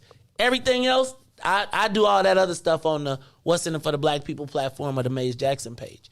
I think that my job in your case is to fight, is to support you. So if you call me and say, hey, Joe, I need bail, I'd be like, I got 20 on it. I got 50 on it. I got 100 on it, right? If that was your fight. But I'm not going to say run up that hill. That's not what I'm going to do. And I think that I do think there are rules in life. Like, in just like there are certain things to me that require certain. Do you want should your lawyer show up in a suit? Do you care if your lawyer shows up in a suit? He at work. I mean, but No. So can your lawyer show up in a not guilty shirt and gym shoes and jeans and come in blow? if my lawyer has 100% success rate, name me one that's got it. That's not what. That's two different questions. Okay, so when has there been 100? Okay, so has there ever been 100% a success rate for black people not going to jail? No, but I'm just saying, like, if this was a bomb lawyer, and like, man, and that lawyer has never lost, and if that, hey, where does it exist? How can I tell you? If was a fifth, we all be drunk. It doesn't exist because if your lawyer shows up so is that the lawyer? that, you so if you showed up to the meeting, so let me just ask you, if your lawyer shows up, red eyes, no, and he go in front of the judge. He is a badass lawyer. He know his law. You good? $1,000 an hour. You good? $500 an hour. You good? You know his job. Okay. He never everything. And if good. you lose, because that's the first time he lost. You keep adding more and more stuff You on. see how you to keep it. adding though? So what you're trying to tell me is that so I'm just want to know who hires a lawyer that shows up blow. But Maze, it's what? So when you was dressing in your style and people said that about you, like, how did that make you feel? What? It made you say, I'm still finna dress like this, but eventually you did. You said, okay, maybe this done took me as far as it can go. So, like, you got to remember that you too experienced a style of dress and expression that was against the norm of what they told you could do. That's not in a courtroom. Yeah, but that's how he chose to express his innocence. He told you he was innocent. Like, I'm talking about the lawyer now. But that's apples to oranges. Whether he show up. So appearance does not matter. But listen, whether he show up in that, I don't know what he do with his afterlife. He could be doing cocaine. When he's defending you, he could just be cocaine. When you hire a lawyer and he's defending you, he shows up in jeans and gym shoes. You cool with that? Your money, not nobody else. You paying a lawyer. You ain't taking a public defender. Right. You bought a lawyer. Riis said, I got $1,000 an hour, and I'm showing up, and he shows up to the courtroom on your court date. And if this was the best lawyer ever and got a 100% success rate, my dog, do your thing. Because now he can show me pictures of him saying, hey man, look, I dress like this all the time.